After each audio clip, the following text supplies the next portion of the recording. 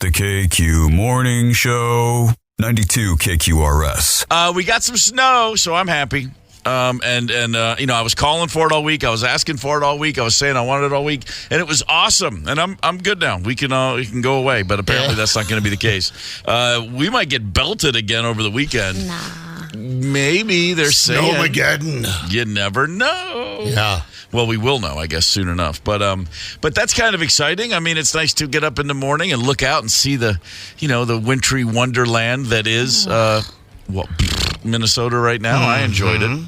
Yeah. Yeah, of course you enjoyed it. You don't have to worry about. Okay, the snow that you deal with and the snow that I deal with are two different snows. Yeah, well, I'm not trying. This is interesting. How? Granted, I'm not walking in your shoes. I'm walking in mine, and my shoes like snow. My shoes are clunky and live 15 minutes away and aren't comfortably in a garage, and it just, really doesn't do any favors. Though I will say it wasn't that bad. If only there were warmer places in the world to live, but, we're stuck Wow, okay, here. I'll just leave. I heard Candace, are you hoping I'm going to ask you to move in with me and Rosemary? Is that what I'm supposed to take from that? That'd be great for us in the show. And okay. All right. You know what? I tell you what. You might want to check in with her. Check in with the boss. She'd be cool with it. Doesn't hurt. Could officially adopt her, maybe.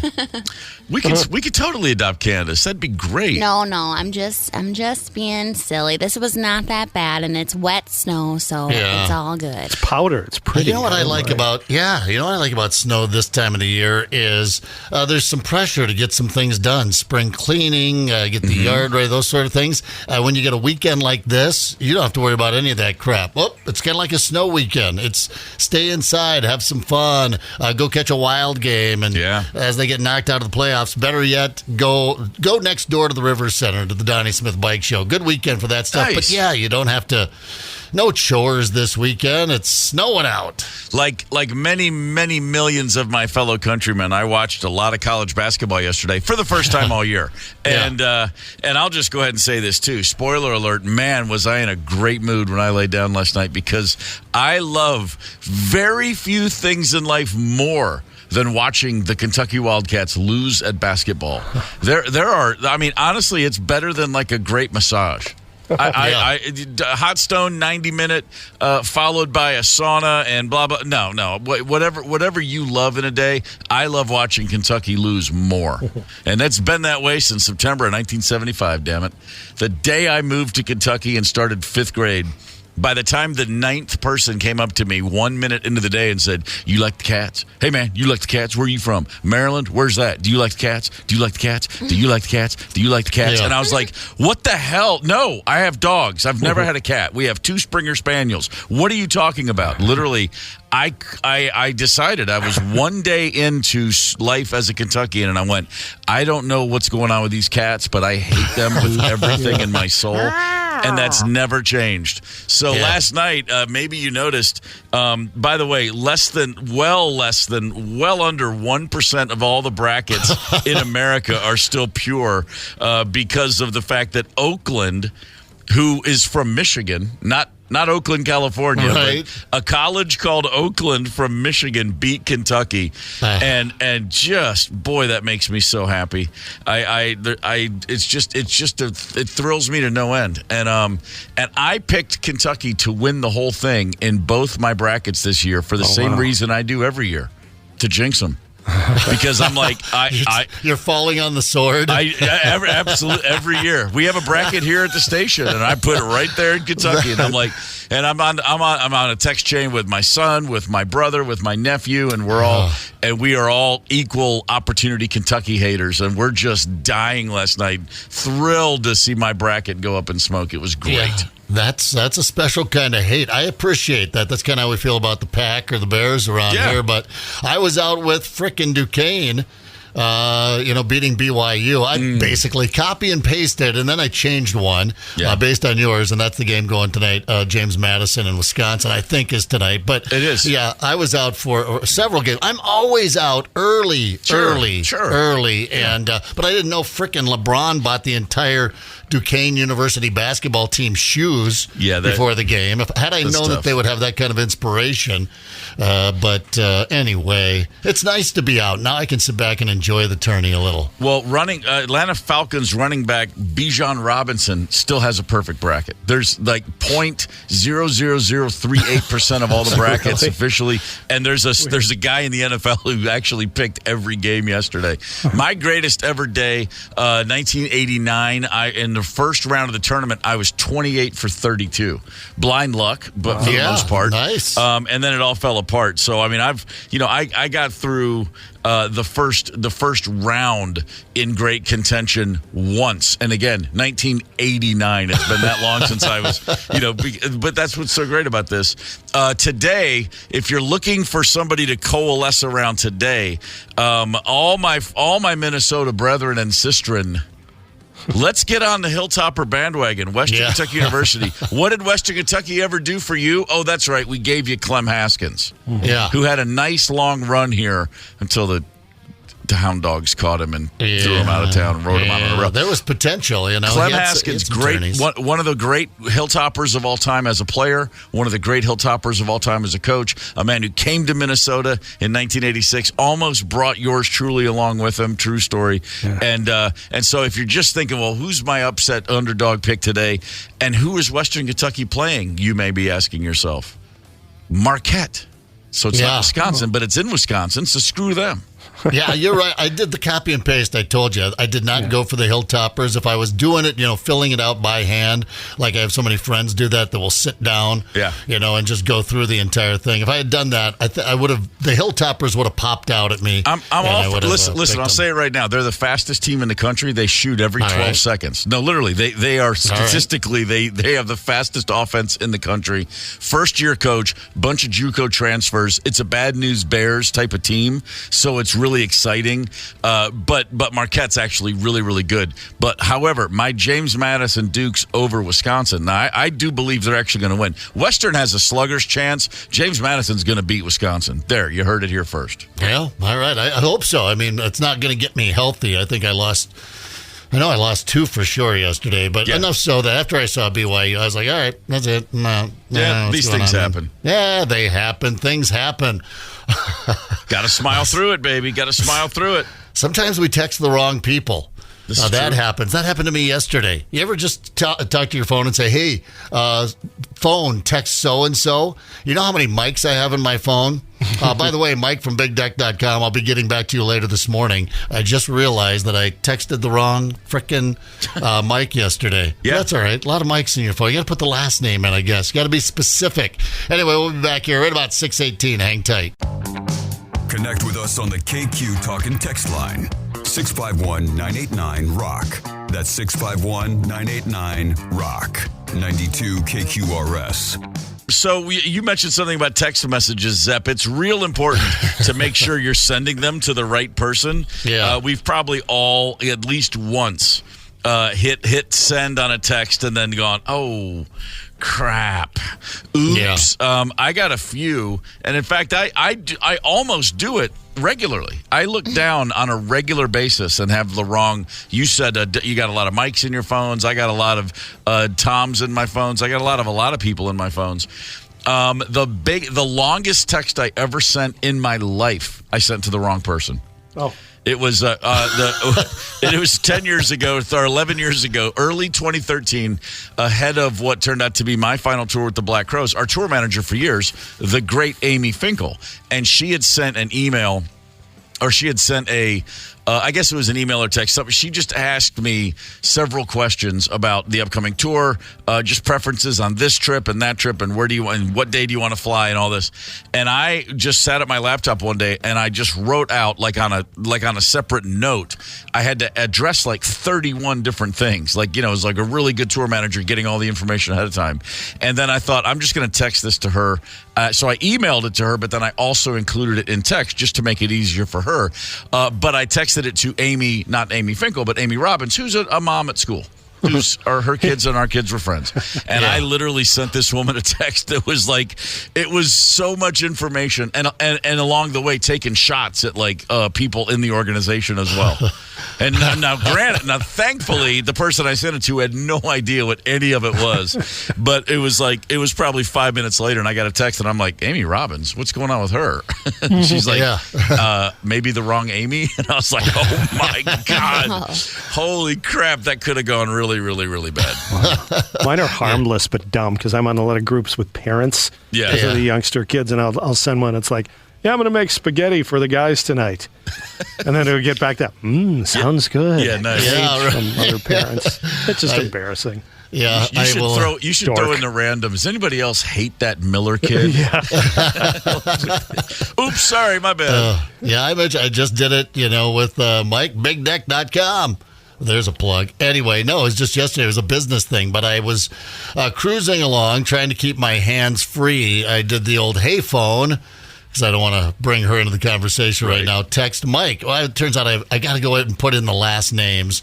And then I get what are you talking about? Oh, sorry, wrong Mike. So nothing funny there, but I have one called KQMS, KQ Morning Show. And a lot of times we'll be texting different story ideas. Did you guys hear about this? Or do you know what Steve did now? No, we're all in that group, but I'll be texting a story thing, and I will accidentally send it to, like I recently did, a friend that says, that all sounds good. You should definitely do that on the show. I'm like, God dang it. Wanted to clear it with you. Yeah, but nothing too salacious. I never, was dating one person and texted someone else I was also dating at the same time. I heard Candace go, oh. Well, no, I've never done that, but I've accidentally sent a dirty text that was meant for that person to my girlfriend, just like my friend.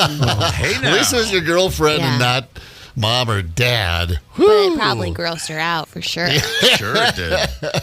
She'd never hold it over your head for the rest of your relationship. Yeah, no, you couldn't. I don't know if I could do that with one of my friends. That thing would be, every time forwarding it to everyone. Yeah, every time you start a new relationship, she's going to go, so, are you thinking that you're going to want to... Yeah, right. Or have you grown out of that, Candace? I got into it. We had a real bad morning once, my wife and I. It was another round of tour. This is years and years ago. And I still do this to this day. I text to myself regularly, reminders. I'll think of if I'm going to the grocery store, I send I text myself the list or whatever. And so there was I was going to be in New York, and Rosemary was flying up, and then something happened with one of the kids. Something came up where I'm at home one morning, and I'm leaving to go back out on tour. I was just home for a day off. And a week later, we were going to be in New York, and Rosemary had planned to come and join us, and then she changed her plan. Like that morning over breakfast, she's like, I can't go to New York, blah, blah, blah. Okay. I get on the plane. I'm leaving an hour and a half later. I'm sitting on the plane, and I'm like, oh, wait, I gotta send myself a few reminders. The travel agent that booked stuff for the Crows, her email address, Stephanie, it was SJW at. Her initials were SJW at. And in my shorthand, I wrote, I'm texting to myself, SJ flights to New York. Like that means call Stephanie, cancel Rosemary's flight to New York. All right. And then whatever else. And I texted it to myself, except I didn't. I texted it to Rosemary. And she interpreted that as, I'm not coming to New York, so now you're flying someone named SJ to New York. And I'm like, hey, wait, SJ, what? It's on, baby. And I send the text to her accidentally, and then I'm like, literally the plane's about to take off, and then her response comes in, who the hell is SJ? And then it's like, turn your phone off, sir. And I'm like, and I fly. It was to Chicago, so it was only like an hour-long flight. But I landed in Chicago, turned the phone on, and she is just, bah, bah, bah, bah, bah, bah. And I'm like, babe, it's Stephanie's email. And I'm like, look at your emails from the travel agent. What does it say? She's like, you don't call her SJ. I'm like, I know, but that's the only, that's who it is. It was bad. I was backpedaling out of nothing I did, but it was like, oh, crap. Did she make the flight suddenly to New York after all? No, you know what? No, she didn't. But we talked a lot over the 3-day weekend when I was in New York. Keep checking in. Sure. Maybe some FaceTiming. If you've got one, by the way, we're going to get to Mike Evans. He's got the movie review Friday all ready to go. But if you've got one, send a text to the wrong person. Love to hear it. They put these on the internet all the time. One of my favorites still of all time was dad receiving the text from his daughter, tonight's the night for me and Kyle. Kyle, nervous but excited. Oh, my God. Dad texts the night for what? You better be talking about math homework. And she texts, well, that was for Danny. Sorry, Dad, ignore that. He texts back, oh, like hell I will. Answer your phone. That's one of my favorites still today. That's because I didn't receive it. 651-989-ROCK is the talk and text line. Text us when you've done this, and if you know it's good for you, text it to the wrong person. Let's just see what happens. Who you going to call? Yeah, Ghostbusters. There's a new Ghostbusters movie out. Whatever. Movie review Friday. I still get excited about Ghostbusters movies. Come on, man. Except that one with the chicks. I didn't work for me. I only got about halfway through it. All right, Mike Evans, Hollywood Review, our movie review Friday coming. Hang tight. Connect with us on the KQ Talk and Text line. 651-989-ROCK. That's 651-989-ROCK. 92 KQRS. This is the KQ Morning Show. It is Friday, March 22nd. That means it is time for some Friday movie reviews from the Mike Evans Hollywood Report. Hey, good morning, Candace and Steve and Zepp and Tony. Good morning, Minneapolis, St. Paul. Boy, it seems like it took a long time to get to Friday. But we're here, and on the weekend, what a great time to go to see a movie at Marcus Theaters. And a lot of great movies are still playing at Marcus. Kung Fu Panda 4. Take the kids to see that. Cabrini, fabulous. Dune 2. Bob Marley, One Love. An opening today at Marcus Theaters, and here we go again. Ghostbusters. This one called Ghostbusters Frozen Empire. You know, the special effects are really, really good. The storyline, it's beyond weak. And it's just really, really goofy. But come on now, you're not going to go see this movie because of the plot line or great acting. You'll go see this movie because it's a no-brainer, it's fun, and you like the franchise. Frozen Empire, the new Ghostbusters movie, for the record, PG-13, under 2 hours. I'm giving it 3 stars. I mean, it's the franchise. And that reminds me, the Ghostbusters franchise is now 40 years old. And this Frozen Empire, the 5th of the franchise, can you name the previous 4 Ghostbuster movies and the years that they debuted? I'll give you a second. Time's up. It's really hard. Nobody's going to get it. But the original is 1984 Ghostbusters, 1989 Ghostbusters 2, 2016 Ghostbusters Answer the Call, and 2021 Ghostbusters Afterlife, and now Ghostbusters Frozen Empire. Some TV streaming news. There is a remake of Patrick Swayze, Ben Gazzara, and Sam Elliott's 1989 cult hit Roadhouse, and it just debuted on Amazon Prime. Jake Gyllenhaal and bad boy Conor McGregor are the new stars. I mean, in this movie, anything goes. Basically about a soft-spoken but no-nonsense tough guy, that would be Jake Gyllenhaal, who agrees to become a bouncer at a completely out-of-control bar down in the Florida Keys. It's rowdy, it's a little corny, it's over the top, but it's entertaining. More TV news. Major League Baseball can't wait for the Twins this year. I'm excited. And in March Madness on all weekend long. And it's Aloha Friday. No work till Monday. We're going to play today. Aloha Friday. Have a great weekend, everybody. Lily Okalani, Lani on a yo, K-L-O-Ku, and a cock and a ock and a hoo-yo-yo-yo-yo. There you have the Mike Evans Hollywood Report. All the Ghostbusters fervor. It's Ghostbusters. It's not The Godfather. I get people bitching about Godfather 3. You have 2 of the greatest films ever made, and then kind of a wet noodle for the finale. It's Ghostbusters. Even the first one, which I love. It's just a goof. First was fun. That's what I go to movies for, not to watch a 3-hour Oedipus on whatever the hell.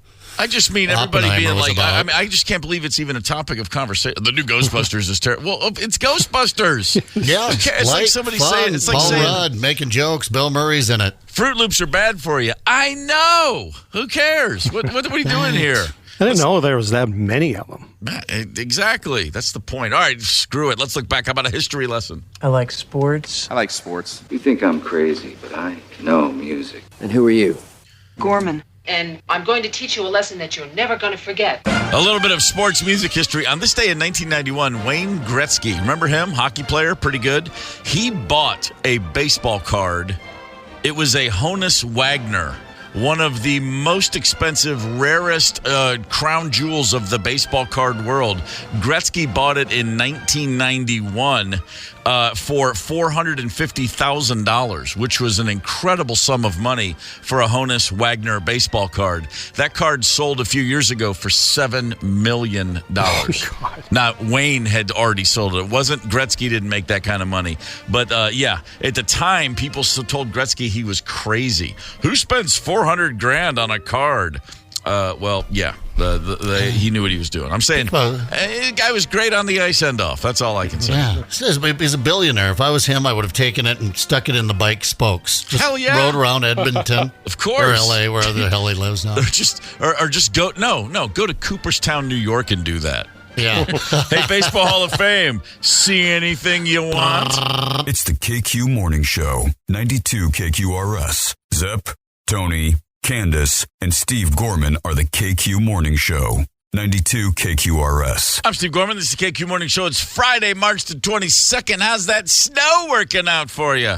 I was happy to see it falling last night. It was awful pretty, and I had a short drive, so I can't complain too much. But I know it's wreaking havoc out there, as it generally does. Please be safe and careful as you drive in. And angry. Don't forget angry. I had some friends texting this morning. I think I must have said something like, a little bit of snow, no big deal. Have fun this weekend.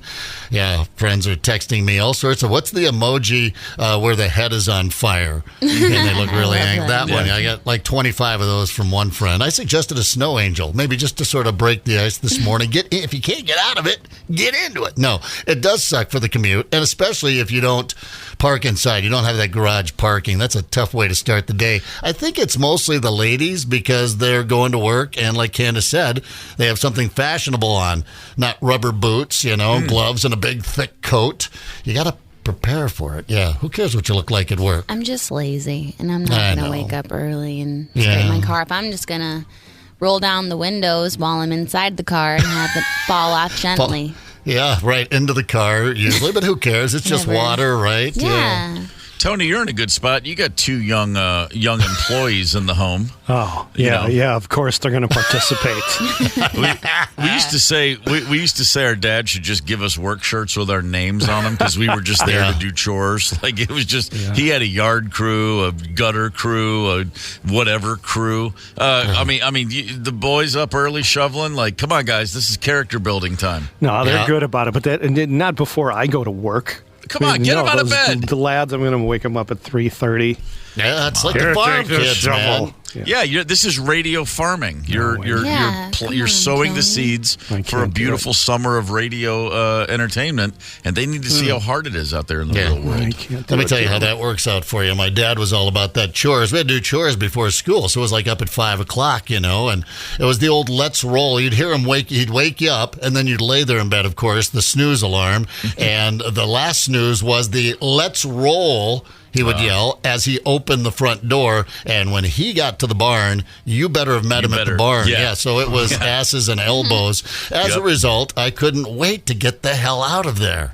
I was so desperate, I joined the frickin' army to get the hell off the farm. You know how my dad loved to wake us up? If there was a moment, if the alarms had gone off, or I don't even remember what kind of alarm clock we would have had, but we clearly had one. Or maybe he just opened the door and said, "Time to get up." But I know that if you went past the alarm or if you didn't respond to the first thing, this is what he would do. You'd be sound asleep in your bed, and suddenly he would just rip all the covers off of you. Oh, God. And then you wake up, and then your entire day is one of trauma.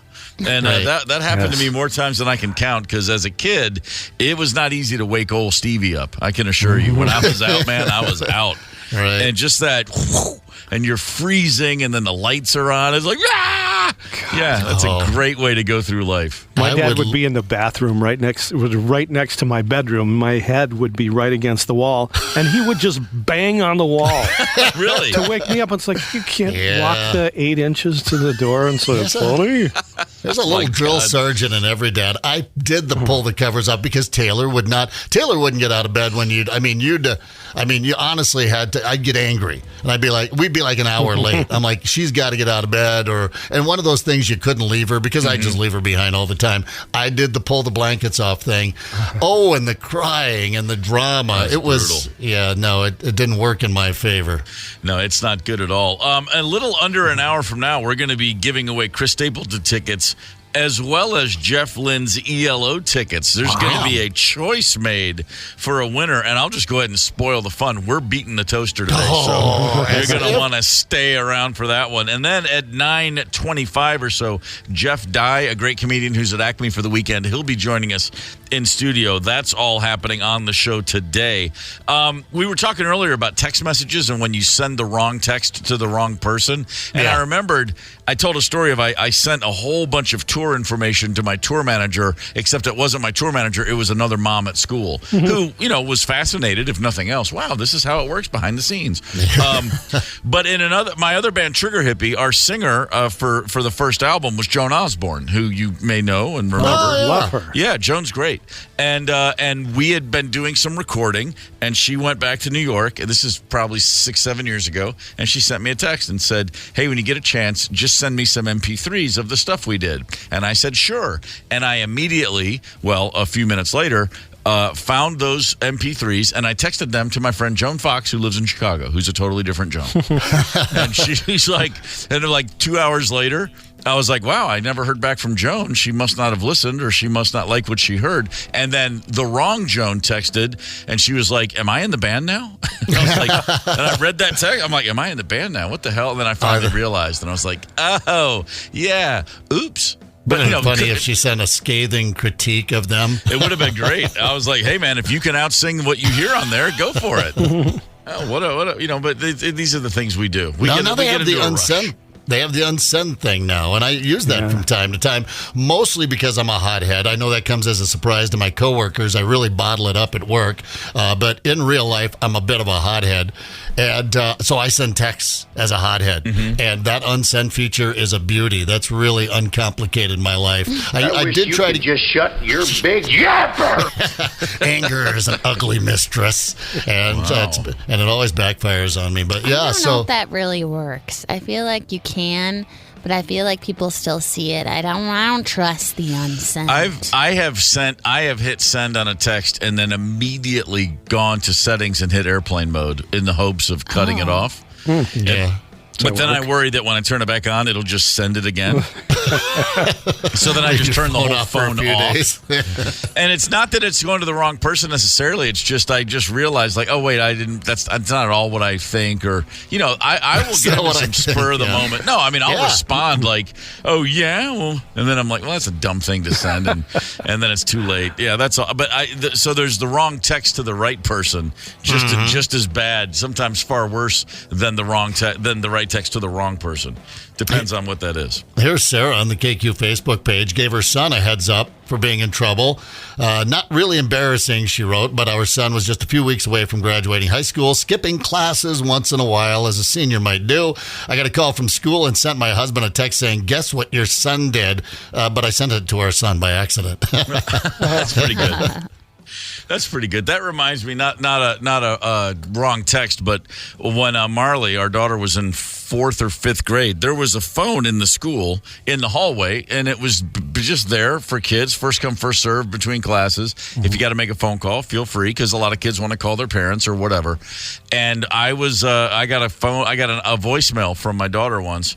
Yeah, I think she was in 4th grade, and it went like this: "Hey, Dad, it's Marley." Like, which I loved. Like, okay, cool. I kind of figured that. She goes, so after school, I was wondering if And then I hear another voice, like a friend of hers came up to her and started talking to her. And so Marley just trails off on the voicemail and is listening to whatever her friend is saying. And then I hear my daughter go, oh, and just doesn't say crap. She says the SH word. And then, are you effing kidding me? Really? And then she goes, okay, Dad, never mind. Love you. And hangs up the phone. And I heard that voicemail, and I just laid on the ground laughing so hard. And that night, we're at dinner. And I go, hey, Marley, so you left me a voicemail today. What were you going to call? She goes, oh, I was going to see if me and Gemma could blah, blah, blah. But then we changed our mind. And I go, oh, okay, because the voicemail is kind of funny. And I played it, and she's looking at me like, what is the big deal? And then she goes, and then as she hears the other voice, it all comes right back to her, and she doesn't remember what she said, but she can tell what I'm doing, and just the look on her face.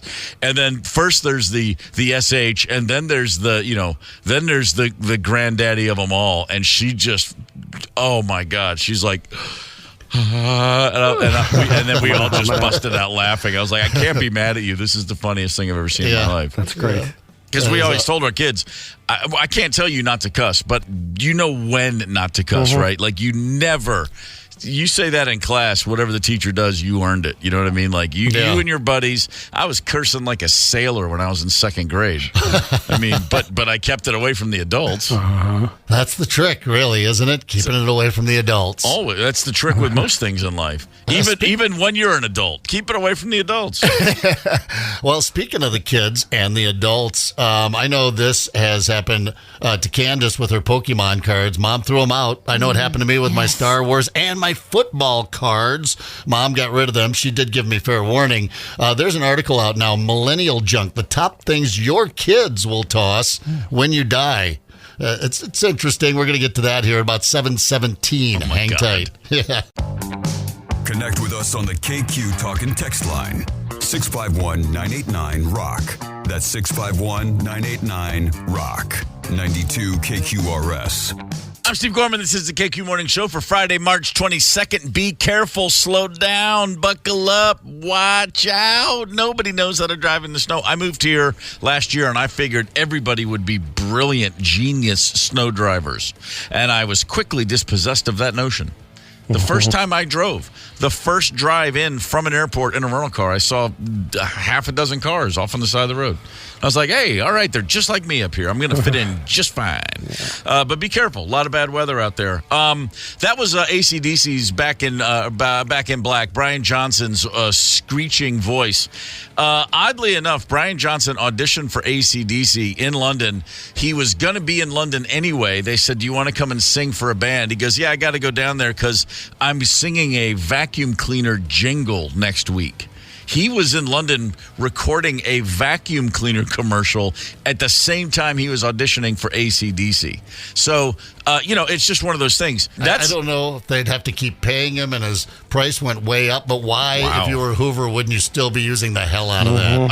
Thank you. They should have never gone away from that.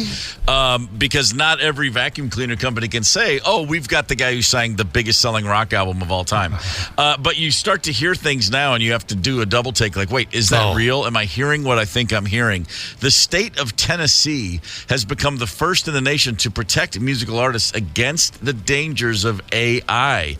Yesterday, a bill was signed called the Ensuring Likeness, Voice, and Image Security Act of 2024. Ensuring Likeness, Voice, Image Security. That's an acronym for Elvis. The Elvis Act. It expands the state's former publicity law to cover synthetic voices, images, or video, and it would bar unauthorized use in a documentary, song, or book, or basically anything else.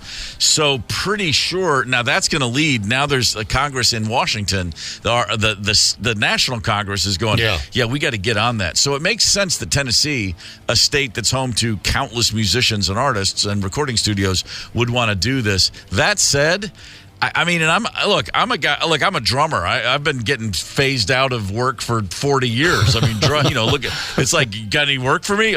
Do you sound just like a drum machine? I mean, that's kind of how it goes. But yet, some of the AI stuff we hear, I got to say, it just kills me. Speaking of the Elvis act, Elvis doing the "I like big butts and I can't lie," or was that the song he's singing? And again, for some listeners, because I play this stuff for Dad and Mom when we get together, and they're like, well, "Who's the singer?" Again, no, the only human being involved was the person that typed it into the keyboard. Yeah, exactly. It's still, some people can't wrap their heads around. That's not a human being singing. Yeah. I watched a newscast from South Korea. They're using an AI lady, and you cannot tell a little bit. I mean, if you really watch closely, she's doing the nightly news now in South Korea. Geez. They've taken the anchor out. She's a beautiful young lady doing the nightly news, standing there in front of her green screen while the news flashes behind her, and she's reading the news, and there is no human involved, not in the voice, not in her appearance. Ouch. It's just all been typed into a frickin' computer. Well, like I say, it was good while it lasted. Let's just close down the shop. But with this act in Tennessee, this law being passed, I guess it'll help a little somewhere. I mean, it's not so much that people will stop doing it, but you'll have to have, you can't use unauthorized blah, blah, blah, like you just said. We'll see how it goes. But if I know one thing, look at. Oh, I hate that. There it is. Look at steroids. Like every time they invent, the people who are doping are always one step ahead of the people who are trying to catch the dopers. The AI people are always going to be one step ahead of the Tennessee House of Representatives. I promise you that. Oh, man, that's awful. Again, that is not me laughing. It's what they're going to need to do next. They've got to start replacing the lawmakers with AI. And by the way, it's already been suggested, that's not an original idea of mine. Can AI govern us better than our politicians? It's uncorruptible. You can't lie as we know. As long as you can't lobby AI, we might start taking care of ourselves. Yeah, exactly. Power to the people via artificial intelligence. Maybe we'll like our new AI overlord. Maybe it won't be so bad. I don't think that's actually Zepp's voice I'm hearing right now. The minute Zepp starts going, maybe our AI overlord won't be so bad, then we know something's happening. This is Invasion of the Zepp Snatchers. God, stop. that's so creepy. And that's awful. It is awful, isn't it? I've tried to actually recreate it. I sat here and just try to mimic it a little bit. I can't even do myself. I can't imitate myself. Yeah, that's how bad I am at imitating. You mentioned this earlier, Zepp. Things that everybody, the natural order of things anyway should be that at some point, you as we age, our parents age, and then when it's time for them to move on, either to out of their home or to the next realm, they have a bunch of stuff and we end up throwing it away. That's what happens. That's going to happen to all of us one day. And there's a list of things that the millennials, the younger kids, what are they going to throw away when we move on, when we shuffle off this mortal coil? And I first looked at the list, I was like, oh, this is ridiculous. It's the same old. And then, of course, I'm going, oh, God, this is me to a T. Name the things millennials save name the things that we save that our kids will toss as soon as we die. Yeah. And the number one on the list, the box your phone came in.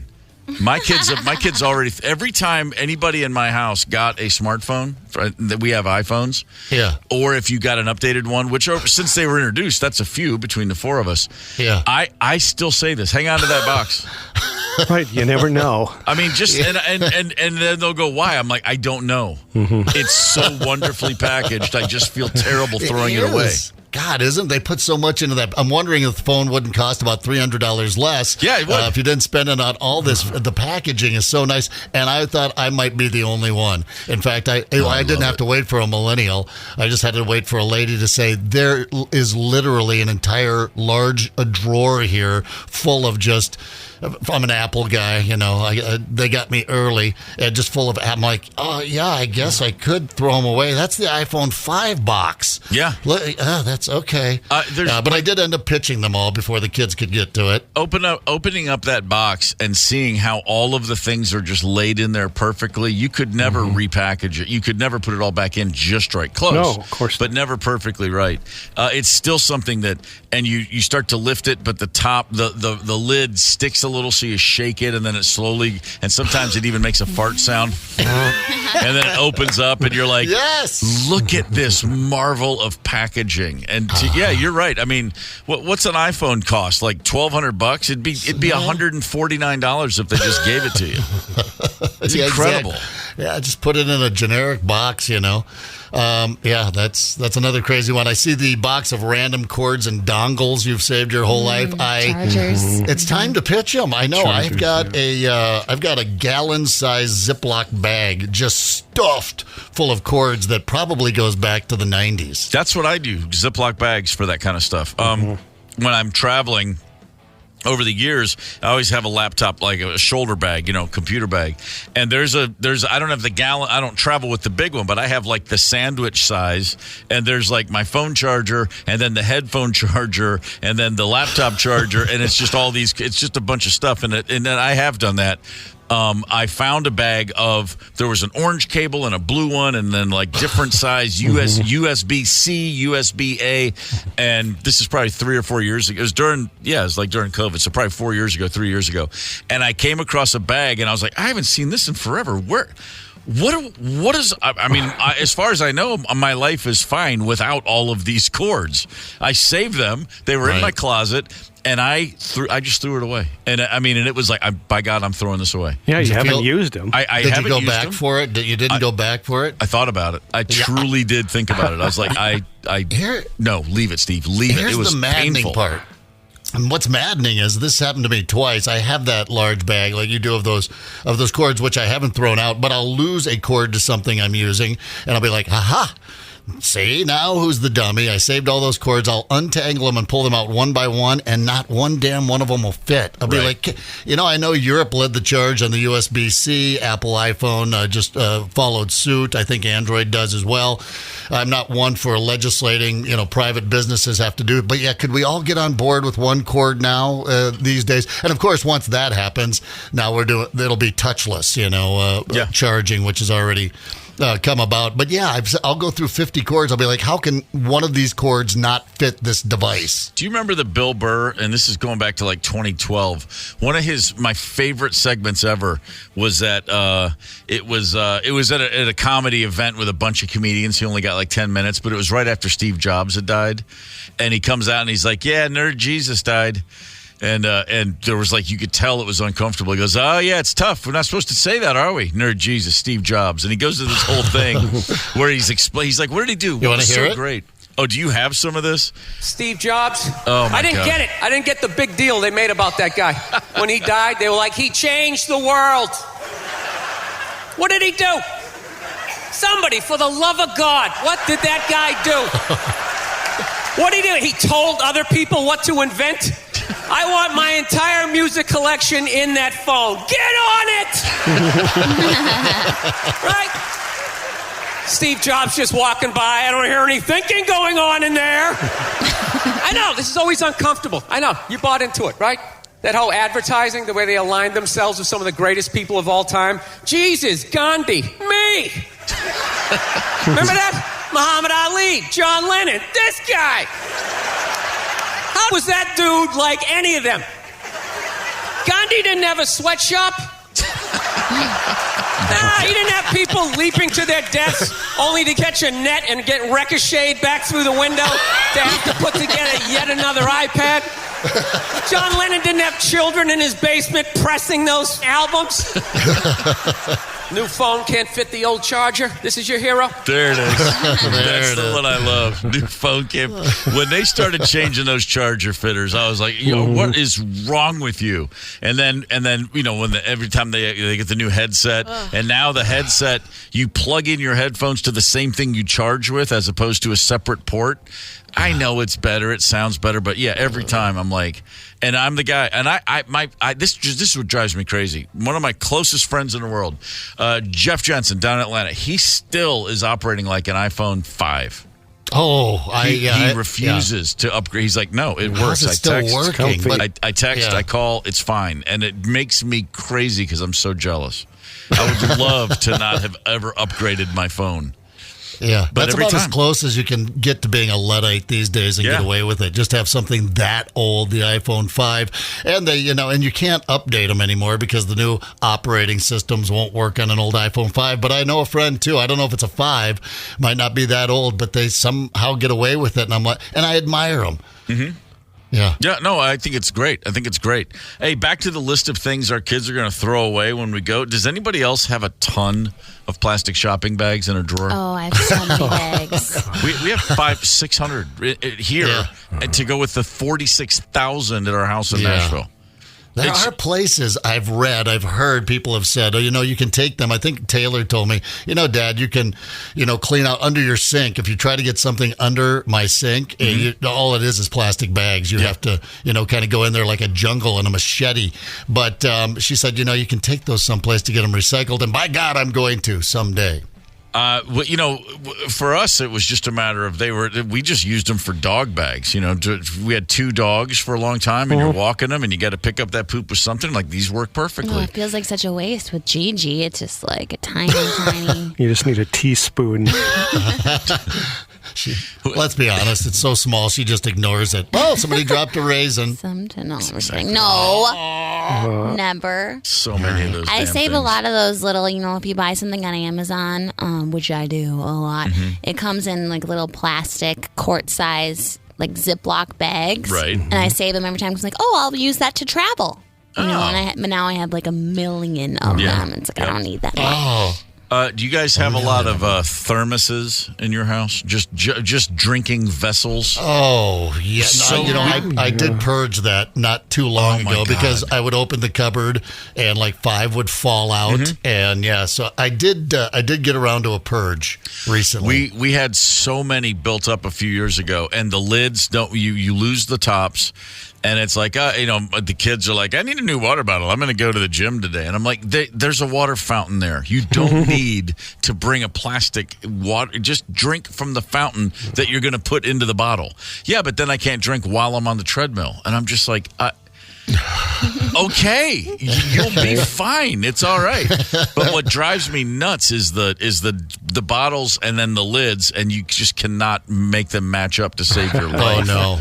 Oh, it's just the absolute worst. And then when the Yeti revolution happened over the last 10 years, where every event you go to, like a school function, and like you get up, there was a thing at our kids' school, music night, and I would put together a band for the night to raise money for the performing arts, blah blah blah. And every year they'd be like, "Thanks, Steve. Here's your Yeti coffee mug." I'm like, I already have 19 of these.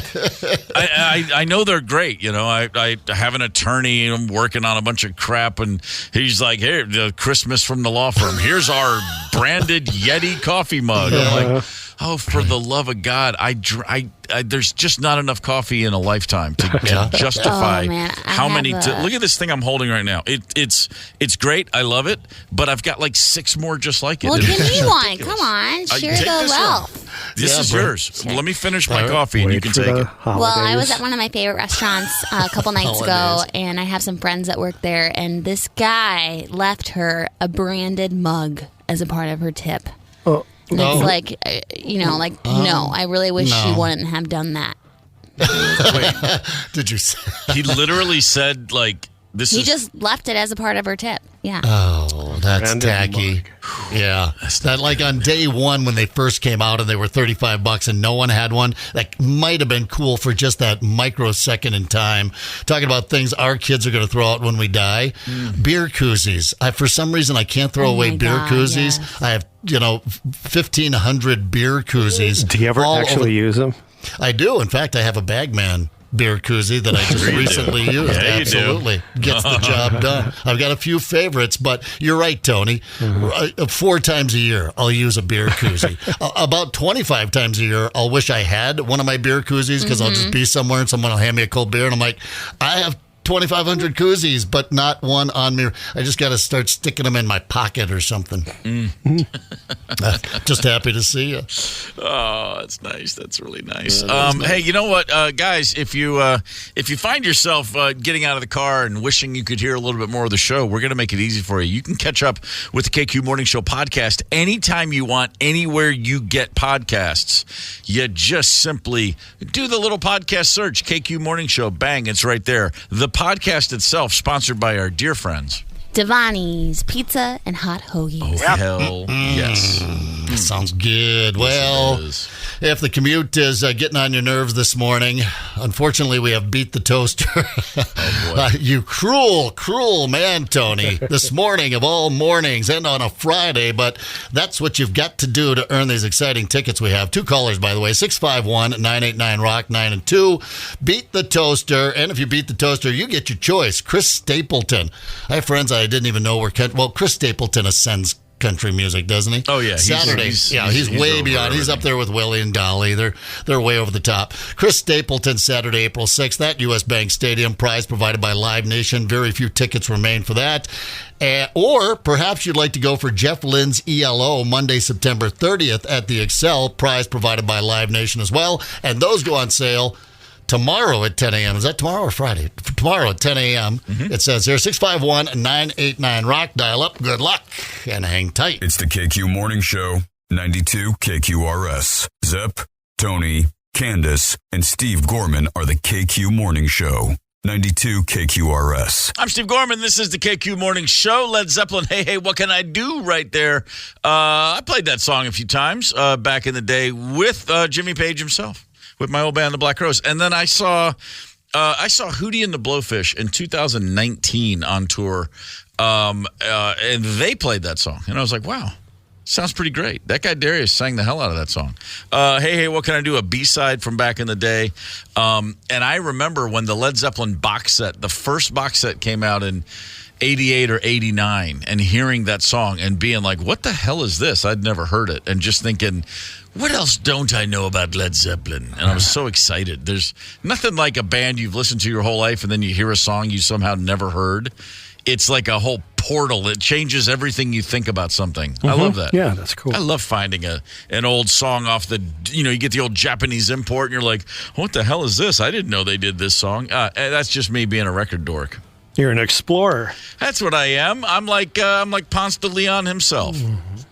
Well, not really. I'm nothing like Ponce de Leon. He was short and probably had scurvy. Okay, let's talk about the fact that Chris Stapleton is at the U.S. Bank Stadium on Saturday, April 6th. Let's also talk about the fact that Jeff Lynne's ELO is at the XL Energy Center on Monday, September 30th. And we're going to play a game with a couple of listeners, and the winner will get to choose which of those 2 shows they want to attend. Now, am I correct in assuming the runner-up will then be given the other tickets? Yes, the one who takes first place gets first choice. Okay, so it's not necessarily like pie. There is enough for everyone. Right. Nice. They can wrestle for it. All right, I'm excited about this. Well, all right, we got a game to play, and as it is Friday, and as Tony is a sadistic bastard. Tony? You are. It is Friday. Let's go. Wakey, wakey, eggs and bakey. Toast. Toast. Toast. I would like toast. Toast. Who wants toast? I love toast. When this guy put some bread in a toaster, you won't believe what happened next. You've got bread and a toaster of some kind. Can you make me a grilled cheese sandwich? Your breakfast is ready. I didn't hear a ding. The KQ Morning Show presents... All we need to do is beat the toaster. Beat the toaster. It's a game show. Beat the toaster. Breakfast is ready. God, I want toast. I want toast. Oh, it's time. Time again for Beat the Toaster. So here's the deal. What we do is we pop a slice of bread into the toaster right here in the studio. Then we give you a category. Then you name as many things that pop into your head in that category as possible in 15 seconds before the toast pops. Boom. Yes, indeedy. Hey, can I ask, Oh, sure. Why not? On that intro that you put together, do you know who is it? We put the piece in the toaster, and you won't believe what happens. That voice in that intro that you played, do you even remember what that is? Oh, God, I keep meaning to ask every week. We'll figure it out. Yeah, I'm going to have to go back. All right, because every time I hear it, I'm like, what is that? That is, I'm sure whatever it is, the rest of it's funny, too. I love the Nicholson clip from 5 Easy Pieces. Yes, that's the one that popped in my head the first thing. Not the greatest movie, I don't think, when you talk about Jack Nicholson movies, but that scene alone, man, I love it. Oh, that was one of those. Anytime there was remember those movies what were they called? It was That's Entertainment. It was just clips from other movies. Yes. It was like a medley of just wonderful scenes, and they'd show that it'd be like Sunday night, and it would just be clips of movies on NBC, and my parents would watch those. I saw that 5 Easy Pieces diner scene 600 times before I ever saw 5 Easy Pieces. Right. Okay, yeah, same. And like you said, Zepp, when I finally watched the whole movie, I was like, oh, I get why they show the diner scene. It's kind of really all I remember at this point. I don't even know what happened otherwise. Me either. I don't remember why it was titled that. No clue. 5 Easy Pieces. Not a clue. No. I was high on LSD. That's not true. Just thought I'd throw it out there. Hey, let's get to caller number 1, Candace. Who we got? All right, we have Matt from Fridley. Matt, good morning, sir. Hey, what's going on, guys? Matt. We're just doing what we do, brother. Are you a Chris Stapleton fan or a Jeff Lynne's ELO fan, or maybe a fan of both? Big Stapleton fan. All right. Well, then good luck to you, sir. You're going to have to win them if you want to get your choice. We're playing Beat the Toaster. Are you ready, sir?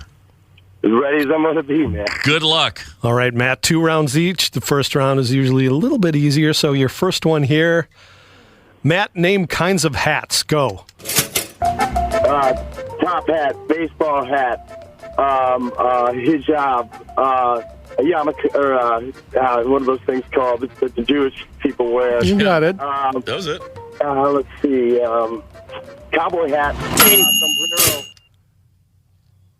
Cowboy hat. Cowboy hat, I think, was the last. I think he tried to get sombrero in there, but yeah, the ding. I'm pretty sure I got sombrero in there. Oh, really? He's lobbying. Wow. I was impressed. You got yarmulke. That's 1, pretty 2, good. 3, 4, 5. We got 5 is what we're calling. All right. Matt, we run a tight ship around here with this toaster, Matt. Sorry. But no, fine effort. You know, it's early in the morning and you jumped right in and you acquitted yourself well. Hold on. We're going to go to contestant number 2 for their first round. Candace, who is that? Carlos from Oakdale.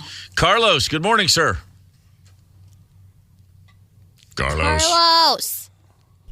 Uh-oh. Oh, boy. Oh, Carlos. That might be my new favorite Candace sound. There you go. There's Carlos. There's Carlos. Good morning, sir. Good morning. Are you ready to play Beat the Toaster? I'm ready. I like it. All right, let's do it. Tony? Carlos, tell me things that are shiny. Go. Shiny, my car is shiny, metal is shiny, coins are shiny, necklace is shiny, gold is shiny, the sun is shiny. Not today. Oh, man, what else is shiny? Teeth. Some teeth can be shiny. Wow, I got car, metal, coins, necklace, gold, sun. That's 6, I think. What's that last one he got in there? Was it teeth? Mm-hmm. He said teeth. Yeah, he got that in. Makes it 7. Wow, all right. Strong, Carlos. 7. Nice. For round 1. Round 2, as anybody who's familiar with this program knows, is where we separate the wheat from the chaff. I don't even know what that means. But it gets harder, generally speaking. So now we're going to go back to Matt. All right, Matt, this is time to shine, brother. It's round 2, usually a little tougher. I wish you the best of luck, sir. All right, thanks, man. Good luck, Matt. You know, for certain things, it's a nice personalized touch. But what are some things that would be weird to have monogrammed? Go. A shoelace, a zipper, a scarf, I don't know, a headband, a cape, a cowboy hat. All right. I like that. That's another solid 5. That's a tough one. Right, yeah, cake. Yes, cake. That would be. That would be strange. Cape. Just to be fair, like a Superman cape. Oh, a cape. Yeah, even better. Yeah, right. Yeah. For Batman, it would be BM.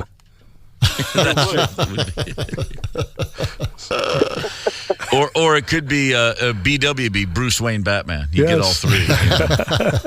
Be creative with it. That's awesome. All right, Matt, you got a total of 10 right there, brother. Fair enough. We're going to go back to Carlos right now for his second round. Carlos, you got to get 3 to push it to overtime. 4 is going to make you the winner. Best of luck, sir. Thank you. All right, Carlos, the small sprouts on potatoes, we refer to them as the eyes. Now, if we took that literally and a potato did have eyes, if it looked around, what might the potato see? Go. Dirt, bugs, leaves, plastic bag that it comes in, worms. Wow. Got worms in there. Yeah, worms and dirt, bugs, leaves, plastic bag comes. Yep, that's going to do it, Carlos. That puts you over the top. Wow. Well played, sir. You are today's winner. Now, Carlos, that means you get to choose either Chris Stapleton or Jeff Lynne's ELO. My girl, she loves Chris Stapleton. Oh, you're a good man, Carlos. You and your girl are going to have a good time Saturday, April 6th at U.S. Bank Stadium. Matt, I'm sorry to say, brother, you got Jeff Lynne's ELO. I mean, sorry, because I know you wanted Stapleton, but that's going to be a heck of a show Monday, September 30th at XL Energy Center. I'll probably see you there because you can bet your bottom dollar I will be attending as well. Gentlemen, thank you both for calling and playing. Oh, thank you, guys. Thanks a lot, guys. You got it. Love you guys. Another successful round. Oh, it's fantastic. Now we have toast. I want toast. God, I want toast. I'm so hungry. Yeah, that's how that goes. Oh, wow. You're just going to play that all out, huh? Sure. Like kids here watching the Saturday morning cartoons right to the very end. That's what the inside of Tony's brain sounds like. That's exactly right. God, that's so true. I tell you what, man. And you know what though? Like literally, you just listen back to recordings like that. That's a bunch of guys playing that in a studio live. Like like the Looney Tunes cartoons soundtracks. There were not overdubs. No, that stuff was orchestrated and cut to tape live. Right. It's amazing. Xylophones, bells, maracas. Yeah, or the incidental music on the Brady Bunch, like when Bobby's snooping around.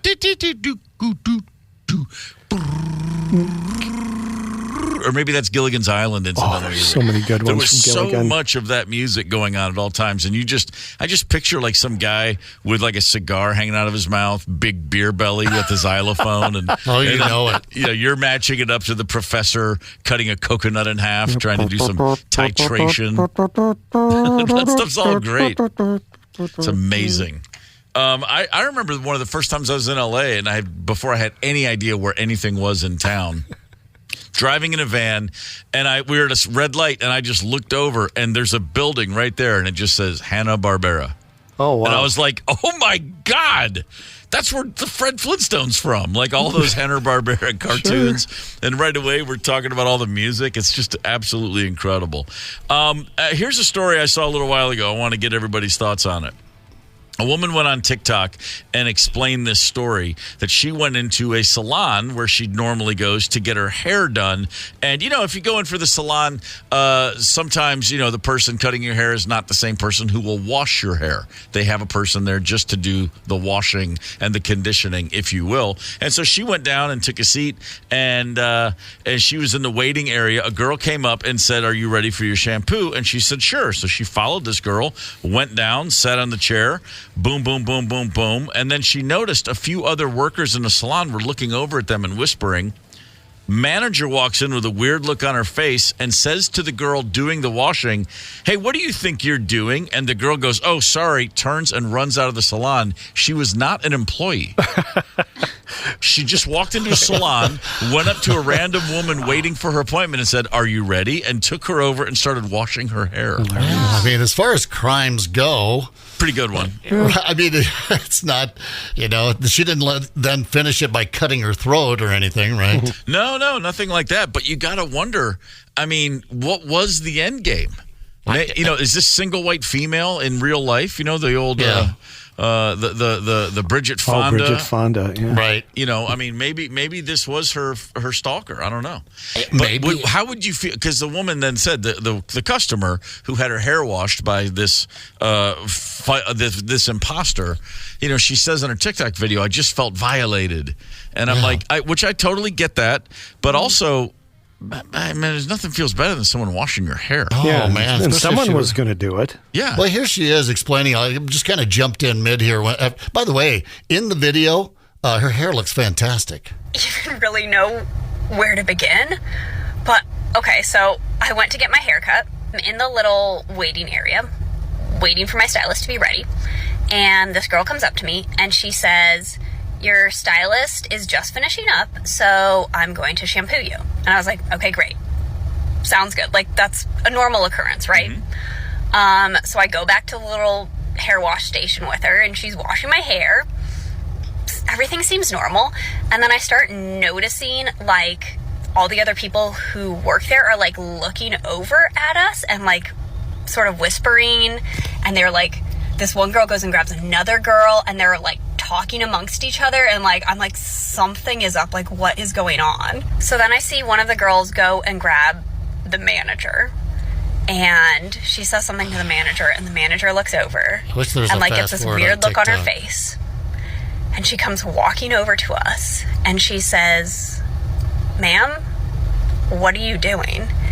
All right. I mean, I think Steve kind of filled us in. I wanted to get to the reaction there. That's the one frustrating thing with TikTok is it doesn't allow you to kind of fast forward into the audio like YouTube does. So, but you get, I mean, I guess we get the scenario. There's got to be video camera. I just want to see the girl turn and run out of the salon. Like, right. Busted. Maybe she thought she really wanted to work at the salon and thought if I just get in there and show them what I can do, you know, sort of an audition on the job, then no, that's not the way to do it, by the way. I saw a TikTok video. There was a story last month. There's a woman in, I think, Dallas, Fort Worth area.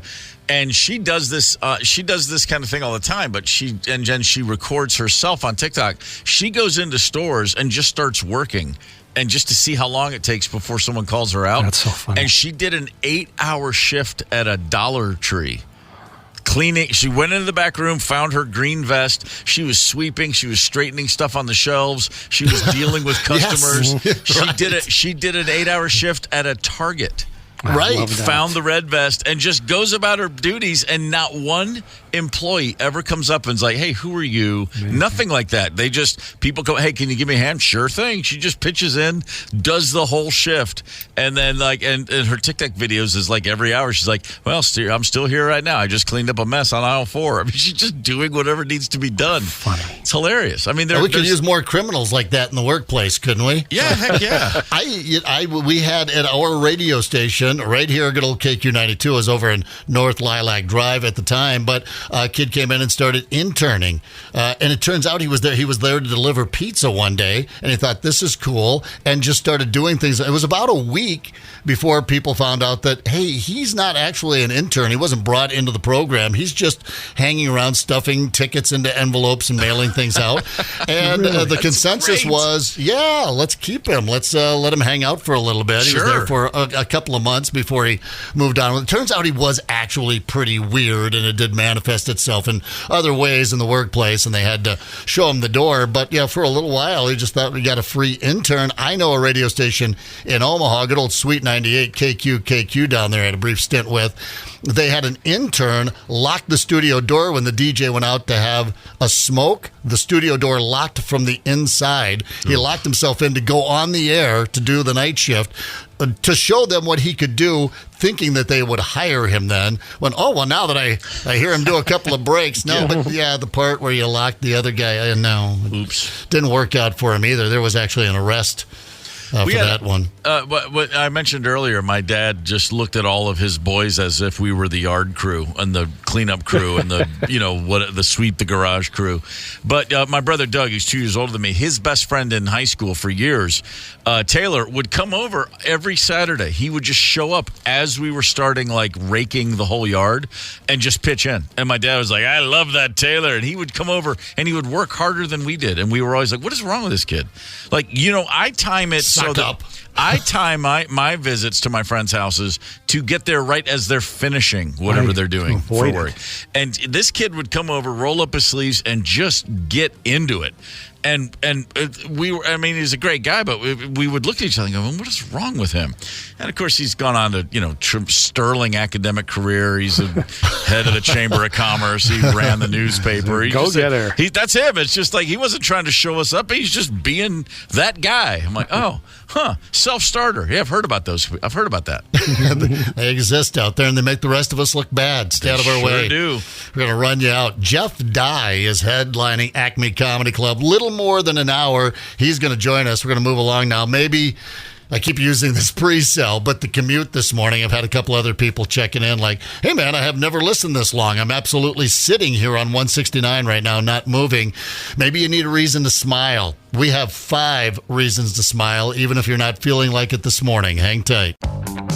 Connect with us on the KQ Talk and Text line. 651-989-ROCK. That's 651-989-ROCK. 92 KQRS. I'm Steve Gorman. This is the KQ Morning Show. It's Friday, March the 22nd. We started the show by talking about text messaging. Ever send the wrong text to the right person, or the right text to the wrong person, or the wrong text to the wrong person? Basically, have you ever screwed up with texting? And I believe we've got more than a few comments on the Facebook page. Zepp, what's catching your eye on that page right now? Well, Bill's jumps right out at you. My buddy one day at work was showing me a naked picture of his wife. Stop. Okay, yeah, continue. Right.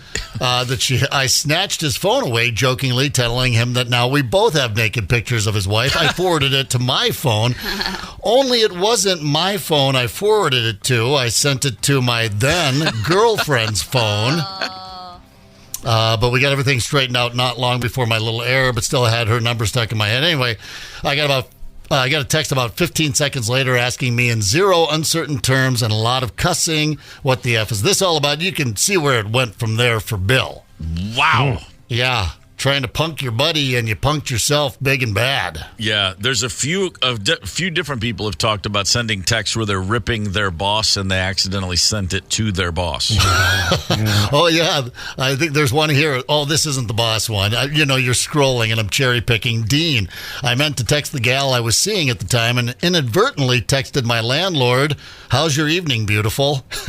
It seemed odd that I didn't get a pretty quick reply back from my girlfriend, so I looked at my phone and found out why. Oh, imagine being the landlord and one of your tenants. Hey, how's your evening, beautiful? Lucky you didn't get a knock at the door. I thought you hadn't noticed. 651-989-ROCK is the KQ Talk and Text line. Tony, have we got any text messages? We do. Here's a couple quality ones. Do any of them are any of them explaining the Pythagorean theorem? I'm hoping we got wrong text. We get so many of those every day that it gets a little redundant. I'd love it if your text simply said, no, I said a half teaspoon of butter. Right. You idiot. This says a friend's mom had started dating again and was meeting a guy she met online. She accidentally sent a text to her son that said, I'm waiting for you at the bar and I'm so wet. Oh my God. Mama, no. Yeah. No, that one's going to stick. He'll take that to his grave. Because she got one of those hurricane shots where they throw a pitcher of water on you and slap your face. Oh, I hate that. You're just dancing it up and you're just soaking from sweat. And there's all sorts of, that's a winner right there. I'm sorry. There's Tony. just another one. And I once accidentally set a pot order to my boss instead of my pot guy. That's awesome. That's from Chad in St. Charles. Right. Yeah, well, that's some good pot if you're making that mistake. Yeah, I get it. God. Carol has she put a twist on this for us. She sleep texts. Have you ever heard of that? You ever texted in your sleep? I don't think so. She's got a few of them here. She told her brother-in-law that she was in love with him in her sleep, texting.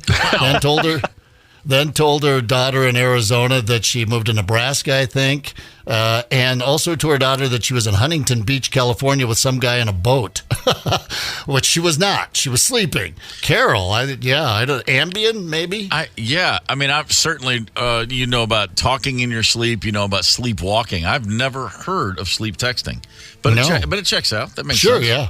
Yeah, I guess. Wow. Well, keep them coming. We have the KQ Facebook post. If you've ever sent an embarrassing text to the wrong person, we'll take a text or a call, 651-989-ROCK. What is it you remembered, Candace? Well, I don't know if this would be considered like sleep texting, but I texted a boy one time that like I was home in bed like after going out all night and like kind of drunk, and I texted him and I said I'll be home in like an hour. Like I lied. I don't know, and I don't remember lying. I just was like being stupid probably. That's not really. I'm sorry, I missed something here. So you were I was already home. home. Yeah, I was home in bed, and you texted him that you would be home in an hour. Yeah. And you have no idea why you would say that. What? Because I think I was like asleep and just out of my mind. I got it. Okay. I didn't know that your butt could swallow. Well, it's more of a gargle. I had a buddy tell me that I was so consumed. We had a text thread going yesterday about can your butt swallow or not, Candace's infamous, it will live in infamy, line from yesterday. And we've determined that it can't swallow because it's got to come back out, right? We were talking about butt chugging. Yeah, it doesn't swallow. It's more of a gargle, and then you've got to spit it out. Oh, my God. Anyway, just to elaborate on that. That's a fair question. I don't know why you guys laughed so hard at it. Very responsibly put question. No, leeches in your butt. Can your butt swallow? Butt stuff. Butt stuff. Hey, this is Steve Gorman. and now, butt stuff with Candace Wheeler. Sounds like a segment to me. I was thinking about my butt. Well, this is fun. This is a nice, fun time of the day to talk about butt stuff.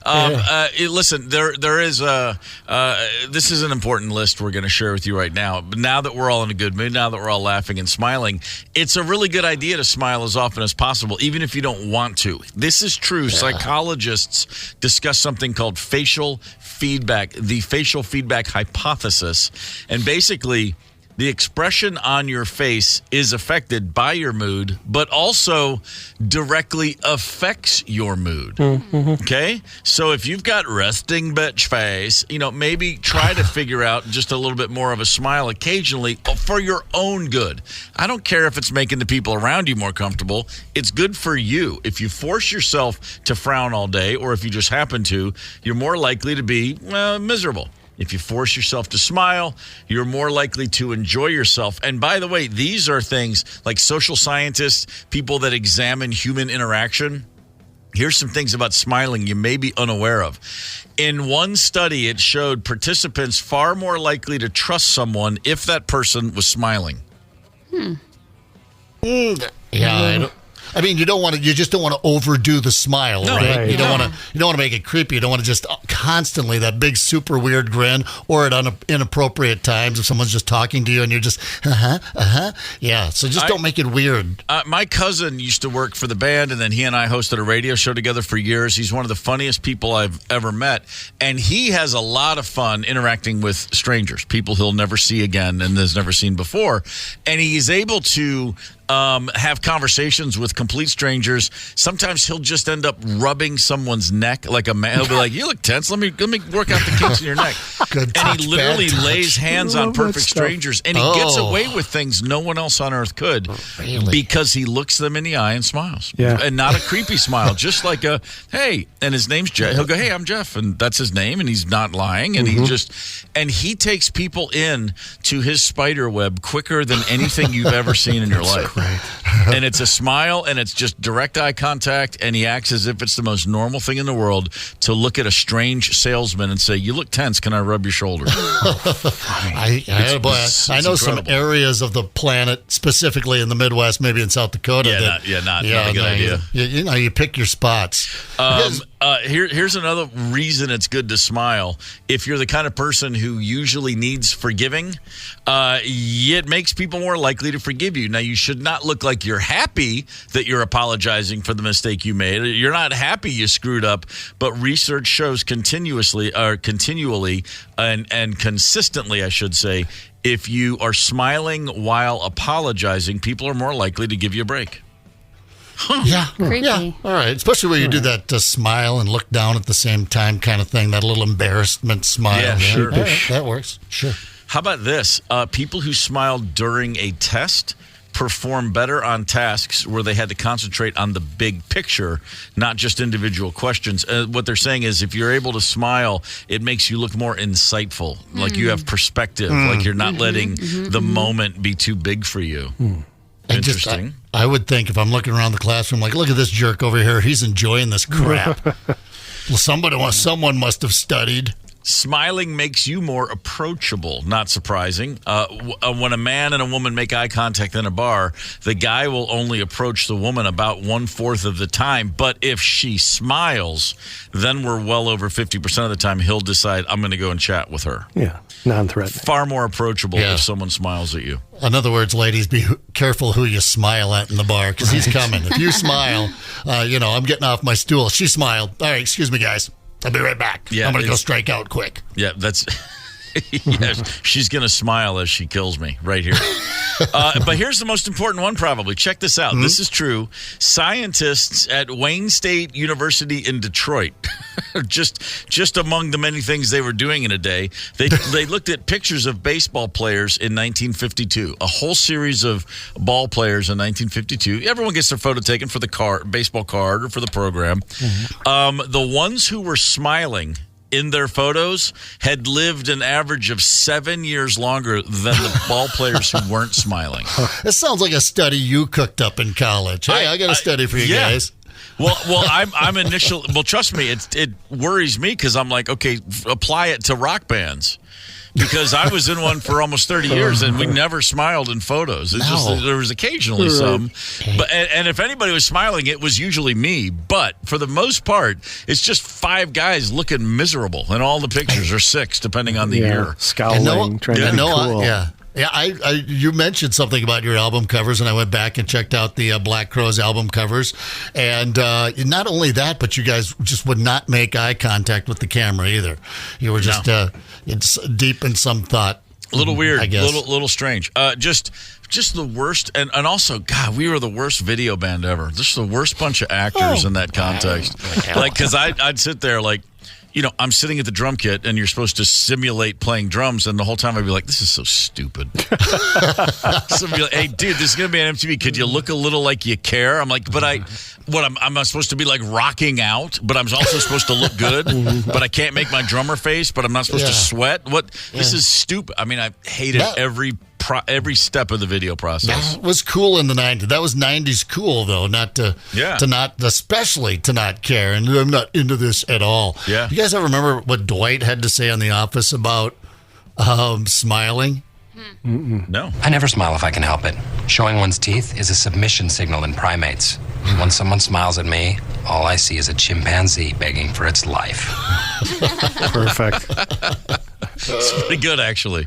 All right, I feel better about the 3 decades of never smiling when a camera was out. There were moments like this is true. It's embarrassing to even say this, but there would be like Gorman family get-togethers in the 90s, and we'd all be there. Like my mom's, we had a huge surprise birthday party for her when she turned 70 25 years ago because we're like, we better do this now. She's turning 70. Yeah, she's 95, still fully just rocking it. Yeah. But we were like, we'll be at a function like that or a wedding, at a big event. And at least once, everyone's posing for photos, and not every time, but often enough, somebody go, "Hey, dude, it's not a band photo. Smile." And because I was just so conditioned, funny, to just staring at the camera because photo shoots take forever, and you just even if you want to smile, after a while, you're like, just get it over with. And then I could literally hear members of my family going, "Hey, dude. Can you get a smile? Can we please?" You look around, you see this. Everyone's in a great mood. No one's bitching about you speeding up at the end of the song. Can you just smile for the camera? Oh yeah, my bad. Sorry, I forgot I wasn't trying to be. That's what families are for. Yeah, I forgot I wasn't trying to be cool right now. Yeah, for sure. There's a woman in London, England, who is anything but cool. But this is, you talk about putting a smile on some people's faces. There was a loss in her life. Someone she knew passed away, and she could not make it to the funeral. But there was a Zoom feed for for her and anyone else who wanted to see the funeral but could not attend in person. So she set up her Zoom to watch it online. And then while the service is going on, there's different moments in the service you don't have to be completely keyed up and dialed into. She was getting ready for the rest of her day while having the service on. At one point, she stood up and right behind where she was sitting in front of her laptop, she took a shower, got off, sat in a towel, walked around completely nude, shaved her legs, did the whole thing. She actually turned her camera on too, unwittingly. So everybody watching this Zoom also watched her. Her camera was on. She's sitting naked and then showering and shaving her legs the whole time. That's great. So the juxtaposition must have been great, Yes. Well, that lightened up the old funeral, didn't it? We're going to carry him in our hearts forever. I mean, he's the salt of the earth, wasn't he? He's one of the greatest guys ever, right? And the other people on the Zoom are making sure their mic's off going, babe, look, it's one bird's shaving her legs at the funeral. That's something that would happen to me for sure. Yeah. All right. Come on, that's great. And by the way, and there was a gathering, like a wake after the church service. She was able to attend that, and she went, and it was there that she was told, hey, nice shower, nice shaving. Oh, by the way. Yeah, she had no idea that it happened until she was then with all the people who had watched her on Zoom doing all these things. Oh, yeah. Okay. Oh, it's pixelated. They pixelated. I just looked up the story. They pixelated. But yeah, she's not, she doesn't have one of those flower print shower curtains. No, that's a see-through option she's got going on there. Well, that's fun. That's a good reason to live. I'd like to see that I'd go to more funerals, probably. I just would spontaneously. Sure. I mean, impromptu, just kind of go out funeral crashing. There's more of that. Maybe more Zoom calls. There are services. You can hire people to show up at your funeral and cry. Yeah, I know that. I'm dead serious. That's a real thing. I've heard about that. I mean, I saw one thing where there's I promise if you die, I will stand.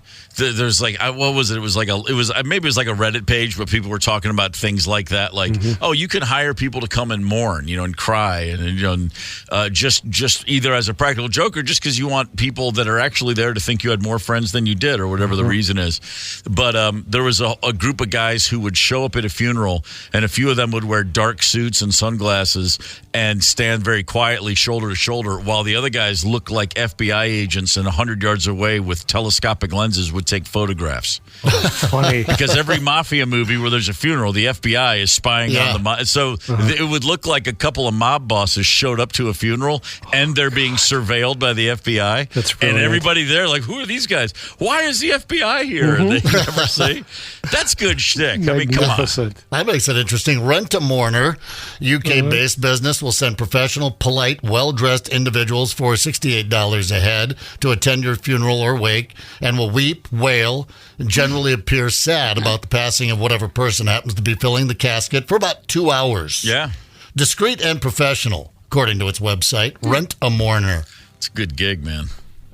I mean, seriously, it's probably great training for actors. You need to be able to cry on cue. Yeah.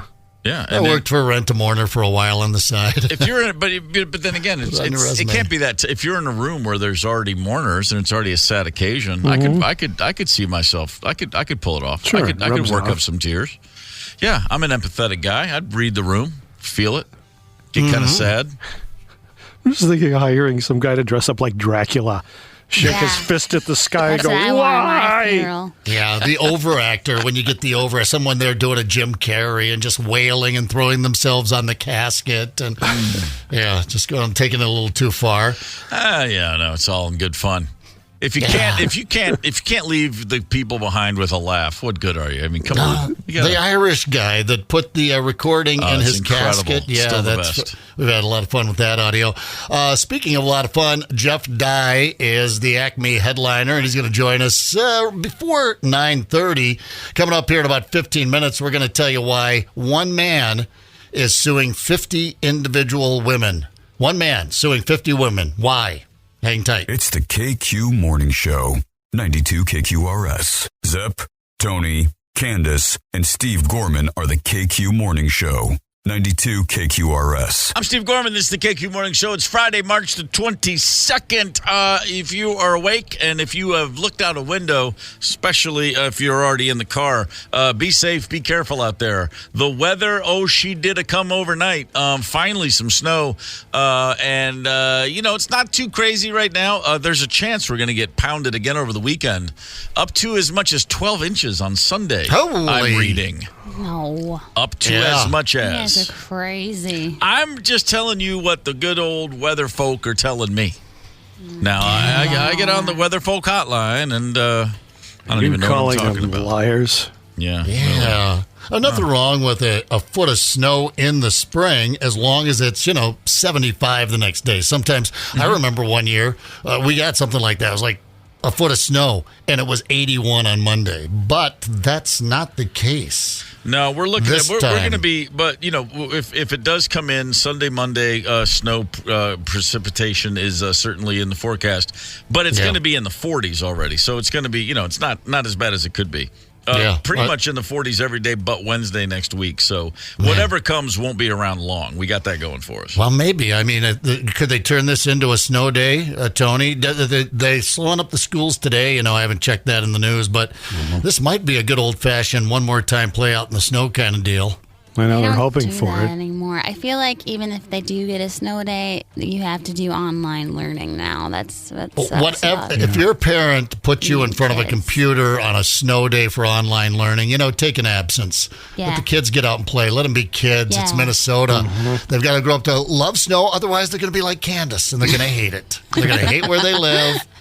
I had traumatic stuff happen to me in the snow when I was little, okay? Did you get your head pushed in the snow? Yeah, I lived on a block with a bunch of mean boys, and they used to throw snowballs in my face and push me down. You know how like the adults in your life said, honey, they just do that because they like you?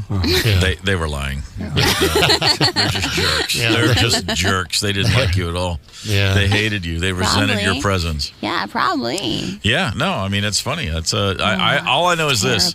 All I know is this. I have, made certain young girls' lives hell, and it's not because I liked them. No, wait. Did I say that out loud? I hope no one goes on Facebook and talks about me. No, that's where we're going here. There is truly various cities around the country have Facebook groups called Are We Dating the Same Guy? This is a thing. Many cities, women are on Facebook groups. And again, are we dating the same guy? These Facebook groups exist to share notes and thoughts and tips so that if you go out on a date with a creepy dude, you can get on this Facebook page and share that information so that other women don't end up in the same situation you were in. Yeah, I'm in this group. I mean, it sounds good on paper, Hold on, doesn't Zep. it? Sorry, Candace, you're in one of these groups? Uh-huh. Is it called Are We Dating the Same Guy? Yes. Really?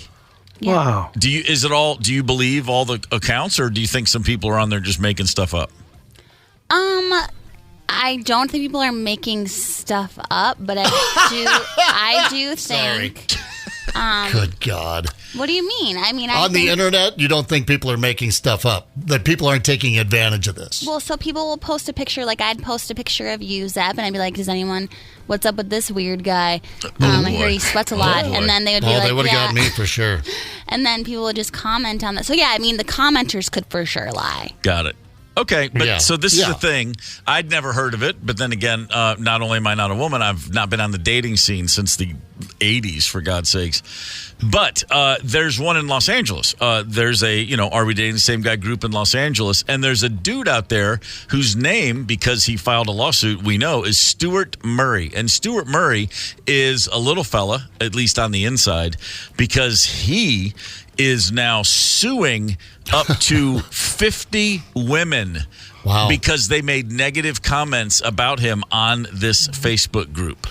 He has gone to court to sue these women. He says they are defaming him by posting false things about him and suggesting, now this is where, I'm sorry, it just gets funny. Yeah. They are suggesting that he is suspected of murder, that he has been charged with domestic violence, he lied about being a lawyer, and he tried to extort money from his dates. All right. That's pretty specific. That's funny. The murder thing could be a little libelous. A little dicey.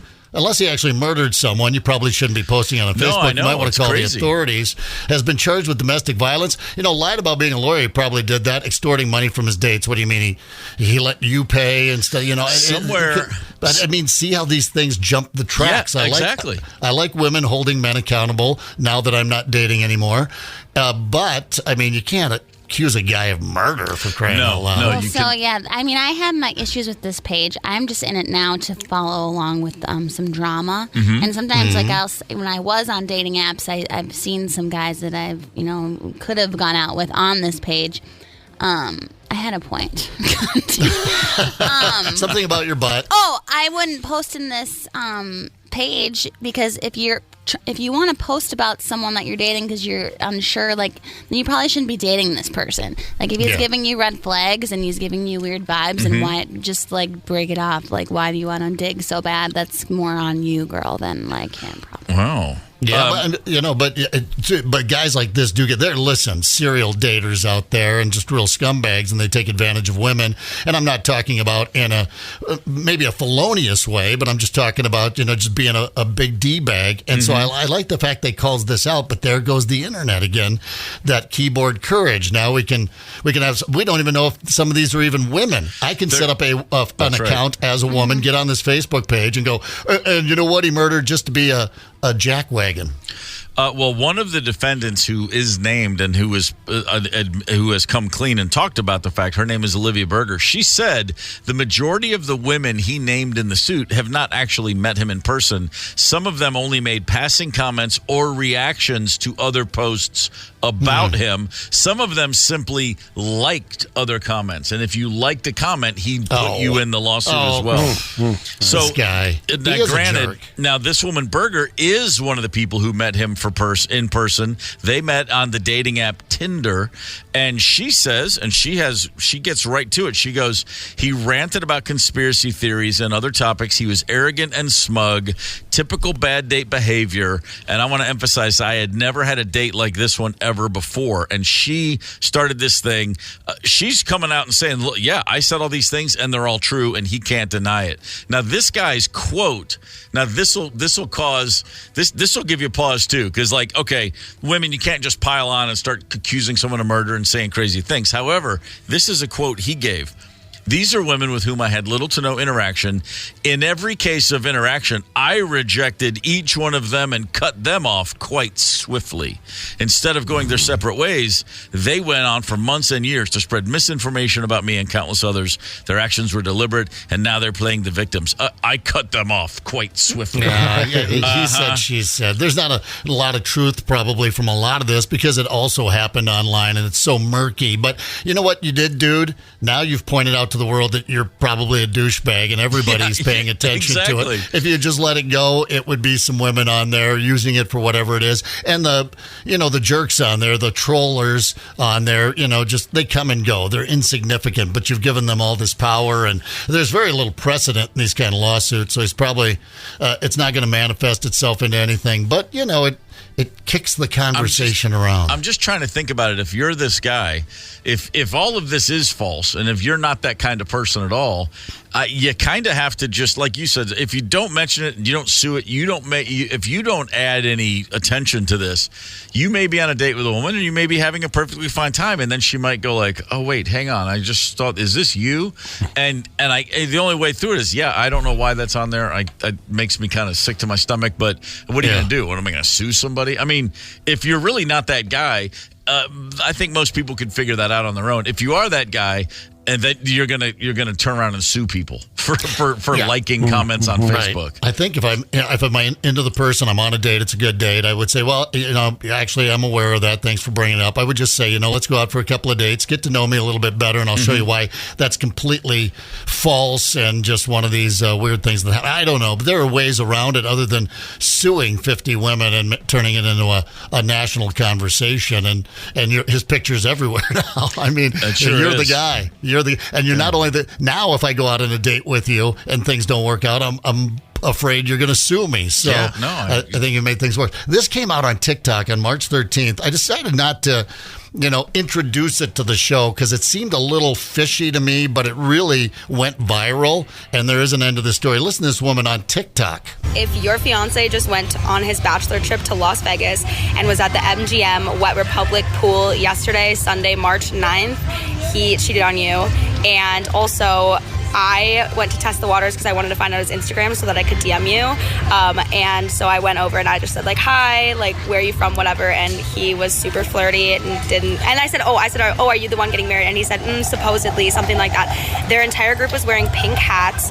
And I have his Instagram. I don't want to, like, out him. But if you think that this could be you, message me or comment, and I'll send you his Instagram and you can tell me. His name rhymes with cat. Sadams. I hope it wasn't you, but he cheated on you. All right. But the last part, that last sentence, Cat Sadams, I sat around the Maria for about a good hour trying to what name rhymes with Cat Sadams. Do you guys got it? Something Adams. Matt? Yeah, something. Cat. Matt Adams. Matt Adams was one of the ones we came up with. Anyway, so as this plays out and goes viral and gains a lot of attention, she doesn't come back and make a new TikTok. She just makes a posting saying, oops, my mistake. The guy didn't sleep with anyone, didn't actually cheat with anyone. It was his buddies that were being flirtatious with her and not actually him. And whoopsie. But Cat Sadams got into a little trouble back home before she flushed this out. What would prompt anybody to, if you think someone's hitting on you, you're never going to see them again. You've never seen them before. And then you put it together. Oh, it's his bachelor trip before the wedding. I better bust up. What business is it of yours? No, it takes so much energy. You have no idea anything about this person's life, and you have no idea what his definition of marriage is, what his fiance's definition of marriage is. What in the world? There's a proper response. What in the world? Holy smokes. All I want to do now is post your guys' picture in this group. It's been done, I'm sure. See what kind of my tea God. I can find. Yeah, I probably would have got roasted myself. Only because, sometimes there was overlap is all I'm willing to add to that. No, I mean, if you find any tea on me, it's long since rotted in the cup. It's you got to go back decades, baby, to come up with some dirt on this guy. And I'm not saying I'm a virtuous. It's just so much easier not to be that guy, isn't it? It took me a while to figure it out. What's that dating again?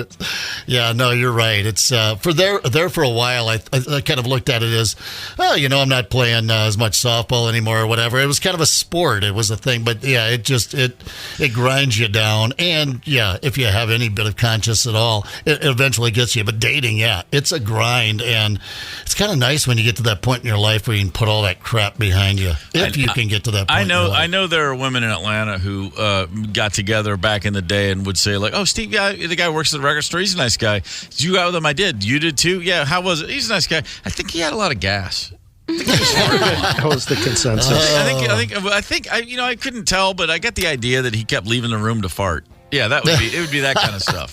Always a gentleman. Before social media, I showed up at Lions Pub when I had a gal that I'd kind of been seeing, and I didn't know if we were seeing each other. Said, hey, listen, we got to get together tonight. How about Lions Pub? Sounds great. Meet you downtown, hang out. Show up at Lions Pub, and there she is sitting at a table, a little round table there at Lions Pub, with two other women that I was also kind of seeing. Mm-hmm. And I'm like, what? It was so surreal. And I thought, well, I could dash out the door, but come on, take your medicine. I walked up, and it was a little lighthearted, to be honest with you, but they unloaded on me. And I will say, two of them ended up texting me later, don't tell the other two. But so that was getting busted back in the day, but that left an impression. I don't like those kind of ambushes. No, that's not good. That's not good at all. I when I was working at that record store in the late 80s, there was three ladies that worked there with me, and I was friends with all of them. They were lovely, Sarah, Kelly, and the other one. But boy, they were great. What is wrong with me? I can see. It's been a while. That was the professor and Marianne and exactly the rest. Right. Golly. So weird. No, but we were all buddies, and we had that. And you were in there working together, Melissa. Thank God, you're in there working together, and you're laughing, and we're giving each other grief about our musical taste, and everybody at the store, there was a stereo cassette player, and everybody took a shift. You get to play the next record. You get to play the next record. And all three of those women were in love with this band, who I believe is from the Twin Cities, if you remember Trip Shakespeare. Yeah, sure. In the 80s. Yes, and absolutely. they loved Trip Shakespeare. And I got no time for it. And it's funny because I hear it now and I'm like, those are really great songs. Those are great vocals. But at the time, it was bugging me, probably because they were so obsessed with it. And so I would follow Trip Shakespeare every time with AC/DC, or I was putting on Injustice for All. Not even a Metallica fan, but I just had to cleanse the palate of those soaring harmonies so much. And but we were all very brother sistery, all got along great. We're all good friends. And then after time, there were moments though when you'd feel that spark, and I'll be like, oh wait, is something going on here? Like, hang on a minute. And then like that night later, go to see a band, and then they'd be there, and you'd be like, no, there's nothing going on. and it happened over time, several times with all three of those ladies. A little something they call office goggles. Oh, not beer goggles, office goggles. This is a very real thing where you just start thinking someone's way more attractive than you might normally think, or they're hotter. And it's just because you're with them all the time and you get to know them. And I always attributed it to you both are dropping your guard. You're just being yourself. You're actually friends with somebody. And then there's this level of intimacy you're not intending to create. And it's there. And suddenly you're like, I don't know. I'm just never. It's like every movie. Like, she took her glasses off. I never knew how cute she was. And then you find yourself, but then you get out of that setting, and it's so funny because at the record store, myself, anybody you'd show up. You're basically you're just one level up from crusty pajamas. It's like the jeans and a t-shirt, and you've maybe washed your face, maybe you didn't. You're just selling records to dudes like yourself all day. Then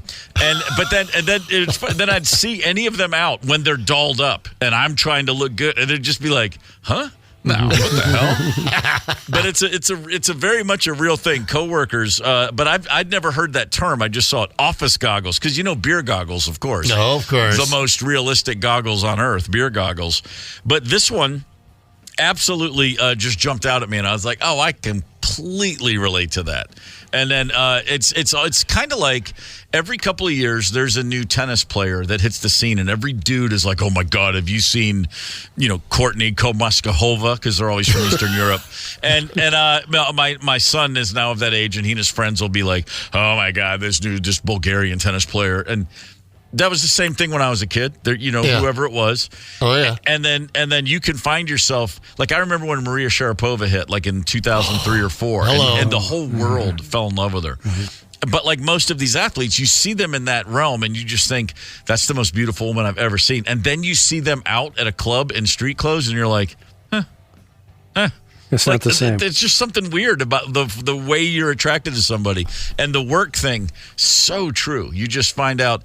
But those relationships never work, unless you're Tony and Rachel, of course. Right. You guys work together. That worked out very well. Fair play to you, sir. You're right about that, though. It's the proximity. Yeah. That's what it is. Yeah. That's just to have an affair. I guess what I'm saying is, Tony, looking pretty good to me right now, brother. Thanks very much. I was just thinking the same thing. Where'd you get that blouse? I tell you what, man. You noticed that buttons on the other side. I'm very impressed. Yeah, very nice. I'm thinking of Anna Kournikova, actually. Not much of a tennis player, but I'm pretty sure I had a calendar at one point. I'm sure you did. You know what else I'm thinking about? Trip Shakespeare's Snow Days. They had that song, Snow Days. What a cute band that was. Well, back in the day. They had that one song that used to absolutely become Diane. That's all I remember. And every time it was on, I just wanted to just take the stereo and like throw it through the window of the store. No more. No mas. All right, Jeff Dye is headlining Acme Comedy Club, and he's joining us at 9:25. Hang tight. Connect with us on the KQ Talk and Text line. 651-989-ROCK. That's 651-989-ROCK. 92 KQRS.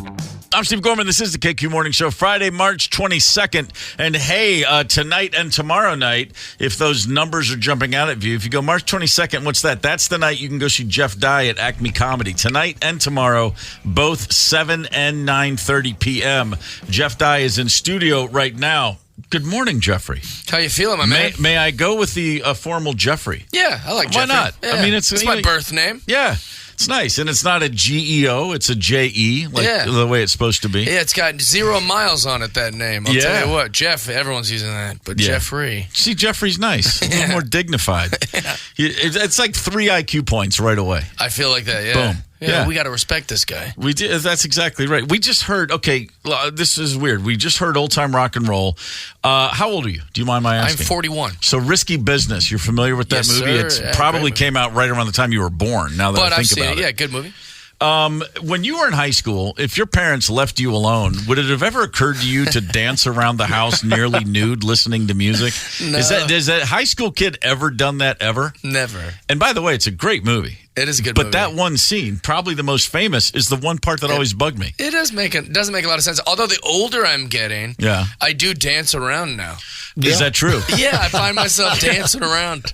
Well, yeah, because I even kind of giggle at myself in the mirror, like, look at me, man, because I can't dance well. No. But I do, like, just moving your body around does feel good when you're happy. Sure. Well, you got to let that out. If you keep it in, if you're trying to be, at some point you realize. When I was in high school, I'd been like, that's dumb. Of course. I'm not doing that. But. Well, see, because I was a freshman in college when I saw Risky Business, and I remember thinking, okay, I never had anything like any part of this movie happen to me, and too bad for me. But then at that one moment, I was like, but that definitely never happened and never would, and why would this be included? It's just a random thought I had listening to Bob Seger. Maybe it's also what's happening inside, like that's how happy he feels to be home alone, Yeah, that's probably a metaphor.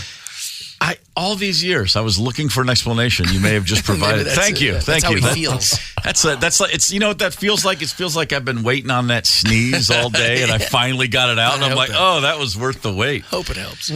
Wow, where'd you grow up? Seattle. Yeah, we're a little town south of Seattle called Kent, Washington. Okay, yeah. I've probably seen it on a map. Yeah, I've been Kent's to Seattle big. before. Sure, but there's just nobody talks about Kent because there's nothing going on. Yeah, no. Seattle has sports. It's got the EMP. It's got concerts, and it's a good little coffee shops and hipsters. But Kent is just where families are. If you're in your early 40s now, then you were a teenager when Seattle was the epicenter of all that was right in the world of rock music. Absolutely. At least that was the vibe. That's what I read in the articles. And Pearl Jam wasn't from Seattle, but we claimed them. Of course. We had all the grunge bands. Yeah, it's a very big deal. Was that something was that like your thing? Yeah, Full we loved on? it. Yeah. Yeah. I mean, there was nobody not doing it. Yeah. So there was no reason to try to be counterculture. I don't like we were literally skateboarding around with long hair and listening to Nirvana and stealing from gas stations, and that was our. We didn't have anyone listening to rap. That's something that young people have trouble believing me about. Mm-hmm. Oh, really? Yeah, but there was no one. We had one kid in school. Who listened to rap, and we thought he was a loser. Yeah, right. We're like, what are you doing? He had a Wu-Tang hat, and he wore it on the bus. I'm not making this up. We were racist about it. We're like, oh, Wu-Tang, ding dong, dong. Yeah, he's like, these are black guys. Yeah. The Wu-Tang Clan it's not Asian. We're like, whatever. And then we grew up, and we're like, actually, Wu-Tang is Grammy Award winning, really good stuff. Kind of a thing. But we had no idea. Well, when you have the whole grunge right in your backyard, I can see that you think that's the entire universe of music. We thought it was everything. That would be it. You're a pretty tall guy. How tall are we? 6'4". Yeah, I was gonna say I'm 6'3", and I was like, hey, I just looked up at that dude. Did you play basketball? No, I wasn't a big sports guy. I mean, I've always loved sports, but I was a late bloomer, so I was very awkward and not good enough to make the teams. Well, I didn't want to touch a bruise, but the Sonics. I'm still upset about the Sonics leaving. Yeah. I mean, that's as an NBA lifer and as a basketball fan, it still pisses me off that they went to Oklahoma City. I'm happy that you're upset about that. Yeah, because nobody talks about it. Though.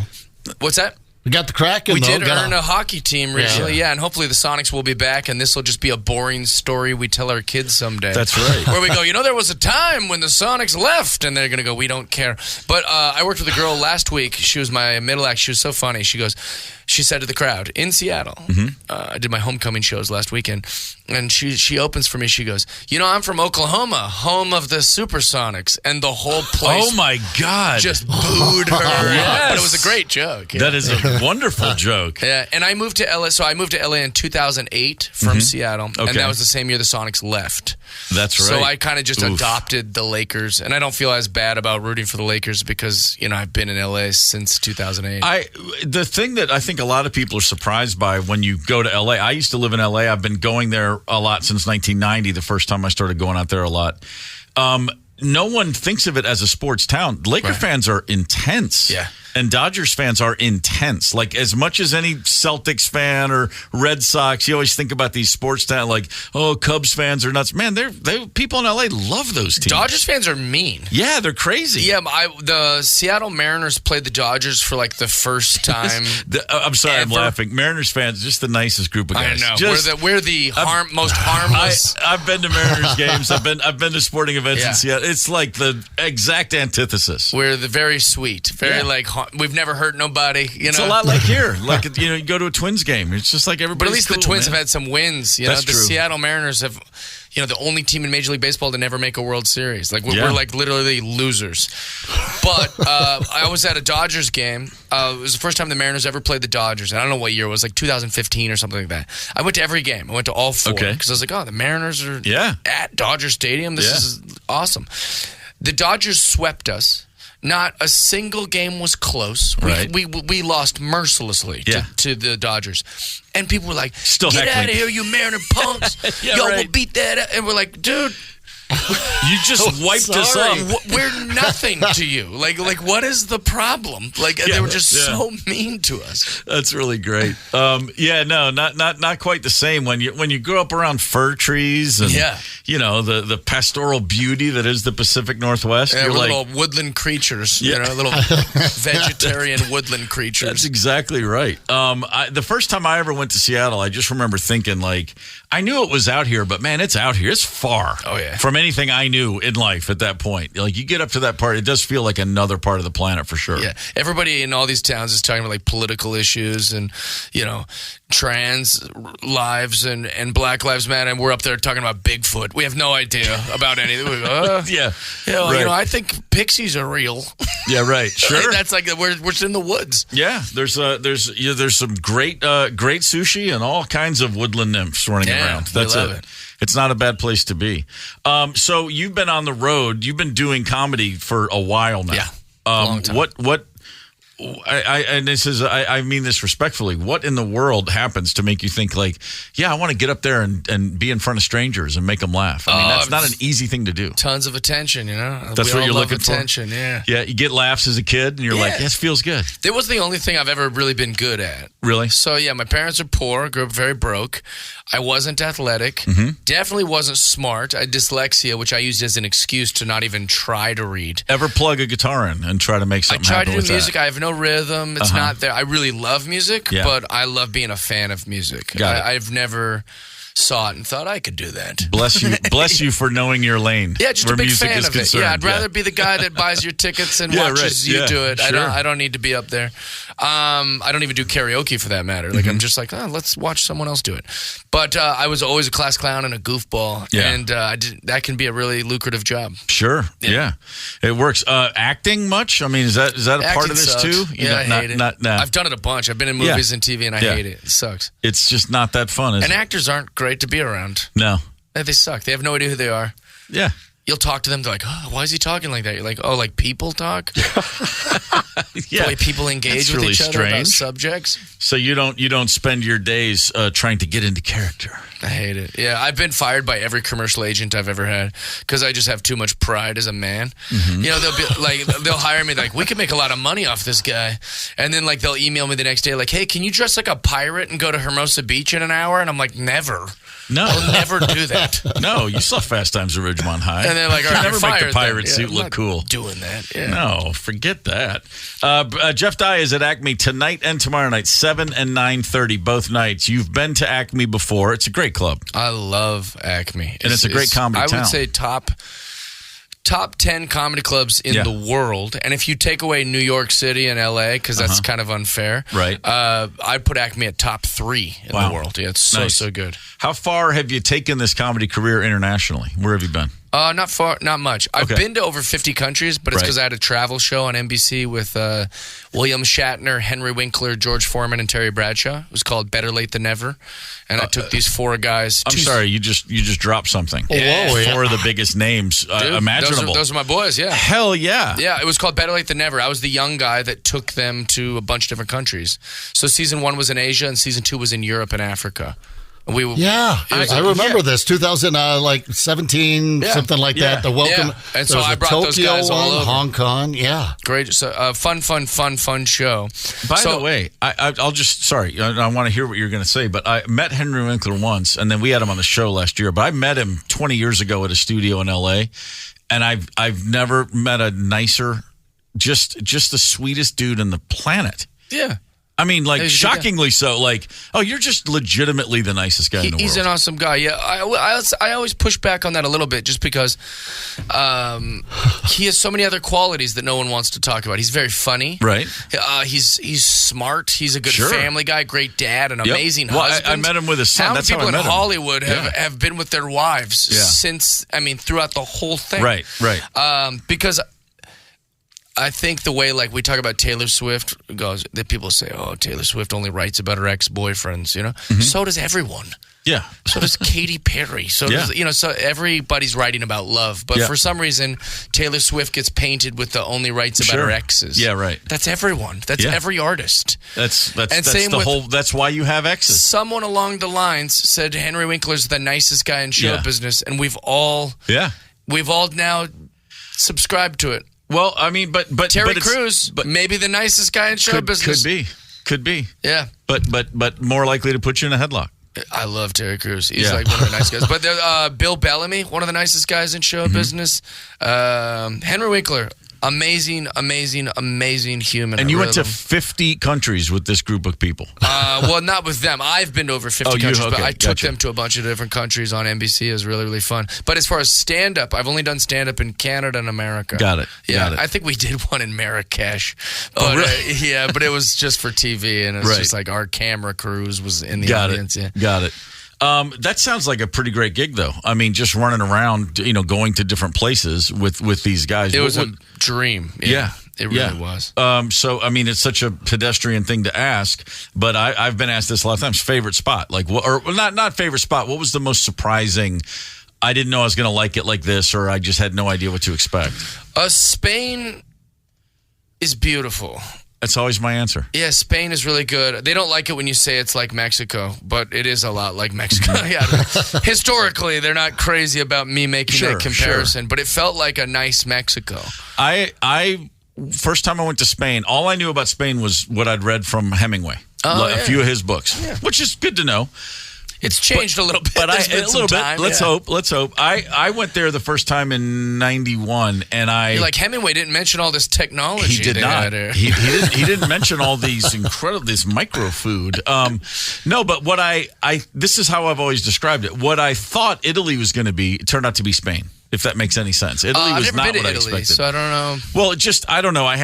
Just goes to show how off my assumptions were. But the worst meal I ever had in Spain was tremendous. It's like the best food. Good food, yeah. And everybody, all the different regions, and I get it's very fractured, and they still see themselves as very separate from each other some places.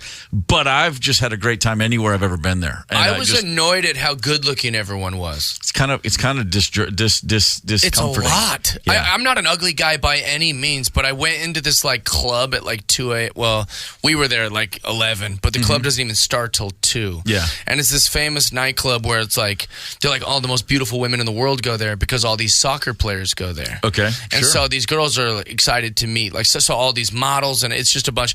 So we saw these girls, and I was like, these are the most beautiful humans I've ever met, I've ever seen in my life. These girls were all 20s out of 10. Yeah. And then the guys came in, and they're all hot. And I was like, well, they're going to have sex with all of them. Yeah, that's how that works. This is great. We're going to get none of these girls. No, the only part of it is that they allow you in to watch other people about to have the best night of their life. That's as close as you're going to get. Like I said, I am very happy with the way I look. I'm not an ugly guy, but I was a monster to these women. Yes, of course. I was like, "What's up? I'm Jeff. I'm from America." And they're like, "Ugh, back to the shadows, ugly." Yeah. No, I should have been shoveling coal for these people. I've had the exact same thought walking down the street, and you're like, every woman here looks like Penelope Cruz. Yes. Just shocking. I just couldn't wait to get back to America, where I have some status. I was like, all right, let me get out of here. Yeah. What's the show with Hot in Cleveland? That was kind of the whole. Wasn't that a show with Valerie Bertinelli? That was a bunch of 4 middle-aged women. Yeah, really but it was like wasn't a thing like they moved to Cleveland and suddenly they were hot there, but they weren't in the West. Something like that. I don't know. I didn't see it either. I auditioned for that show. We can just make up what it was about. You know, I believe you. I'll take your word for it. Fact check us? I don't care. Who's the? I keep looking at my phone because you referenced Fast Times at Ridgemont High, and there was a guy who was on that show, and I used to go to his coffee shop right by my house all the time.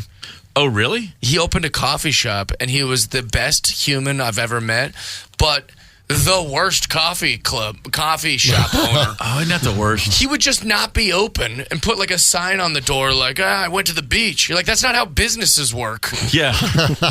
Like he would be open like 4 hours a week, and sometimes I'd come in, he'd just lock the door, and like he'd make me a coffee, and then start like strumming his guitar. I was like, this guy's the coolest guy. But this job is. Well, now I got to find out which guy it was from Fast Times. So it sounds like a Spicoli thing, but it wasn't Sean Penn. Obviously, was it like Taylor Negron? Maybe? Was it Damone? I wish Sean Penn was Spicoli. Was it Damone? Right. I met Sean Penn one time, and I, of course, you hear that he's the anti-Henry Winkler. He'll get in your face. Couldn't have been a nicer guy. And in the middle of it, I said, screw it. I said, hey man, I was 17 and I saw Fast Times and I loved it and all this. And he was like, oh, awesome, thanks, man. And we had a really nice talk about it. Oh, nice. And I was so happy. And I mentioned that to a couple of the people. They were like, oh, you caught him on a good day. It's like, oh, really? Oh, so okay, fair enough. I don't know how he would be like as far as temperament goes, but politically he's a dope.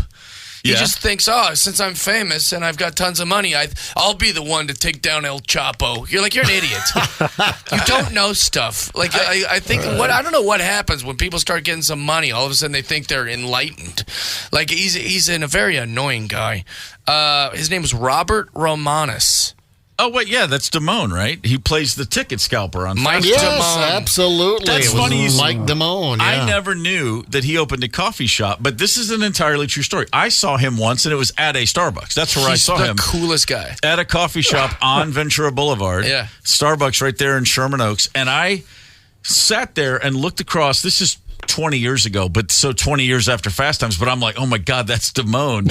And I thought, I'm going to be the one guy of my generation that doesn't go bother him, because I know everybody I knew that growing up, everybody I've ever met my age would have been like, oh my God, from the one movie that he was in where he had such a big part that I'm aware of. And he was so nice. I left him alone, and I watched other people approach him, and he was the friendliest guy in the world to all of them. And he was a total douchebag in the movie, In the movie, he's a scumbag, yeah. But man, that's so funny. I had no idea. Chill. Yeah, really? we would just chat, and like the customers would be like coming up trying to open the door, and he'd be like, he's just so like happy and like just like the coolest guy. He's got it all figured out. He's not worried about it. Yeah, got a coffee shop. I may or may not be open. I own this place. Well, who cares? Good. That's not bad. Man, it's a lesson for us all. Wait, so you said Sherman Oaks? That's where I live. I live in Sherman Oaks. Yeah. Yeah, whereabouts? I live on Riverside, and I don't know why I'm saying my exact. Come on, no, just really generally. Terrible. How close to the Ralphs? Well, at Hazeltine, that one. Because that's where a I really live. Funny joke. I don't know if you meant for that to be that funny.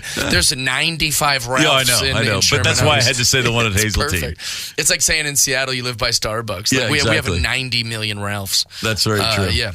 But Sherman Oaks is a nice little area. It was we were only there a few years, but we had a lovely time. My thing with LA was always I couldn't wait to leave because I used to just be in West Hollywood, and you just after a while you're like, oh my God. And the first time I ever went to someone's house with a yard, at night. I was what's like, this? oh, holy crap, I get it now. There's no mosquitoes. Yeah. It's not humid, and it's like this all year. Yeah. Oh, I get it. Okay. Well, yeah, when you first, people go to Hollywood and they go, who could live like this? Yeah. And you're like, nobody wants to live like this. Yeah. This is a bunch of like club rats and homeless guys. Exactly. Like Sherman Oaks actually has like old people and pets and kids and yards and cigars. We had a baby and a toddler, and so did everyone on our street. It was just cool. great. It Yeah, was it's like fine. strollers and leashes. That's all it was. We had one homeless guy. It was during COVID, and then like after lockdown, the cops were like, "Hey man, you got to get out of here. This is a nice, it's a nice place. Yeah, come on, man. Can you please go to West Hollywood? These people don't want to be bothered by this." Jeff Dye is at Acme tonight and tomorrow. 2 shows, 7 and 9:30, both nights. Now it's time to learn. It is time to learn. It is March the 22nd. And on this day, in 1994, the aforementioned Los Angeles Lakers hired a new basketball coach. His name was Earvin Magic Johnson. Nice. You may be familiar with his game. He came in to take over a team that was reeling. Said at the time, I don't know how long I'm going to coach, but I'm happy to be here. Pat Riley, his former coach, said, well, now he'll know what torture really is. Yeah. It started off great. He won 5 of his first 6 and then lost 10 in a row and quit. Because some people are just not meant to coach. That sounds like magic. And when you are better at something than anyone else has ever been, you can't tell someone else how to do it. Exactly. Whoever's playing point guard for Magic Johnson, can you imagine? I know. He's looking at you like, why can't you do this impossible thing? I can. Yeah. No, some people are just not supposed to coach. I used to have a bit about that, like when Michael Jordan was with the Bobcats or whatever. Yeah. He was probably just watching them going, who are these busters? Yeah. Why doesn't that one guy just jump over everybody? That's exactly right. Get 45 points. Yeah, Magic did say when he left, he goes, I never wanted to be a coach, but I thought I'd try it and see how it was. He said, I always wanted to be a businessman. Well, he's a billionaire now, so I guess that part worked out for him. Nice job, Irvin. Get the KQ Morning Show podcast wherever you listen. 92 KQRS.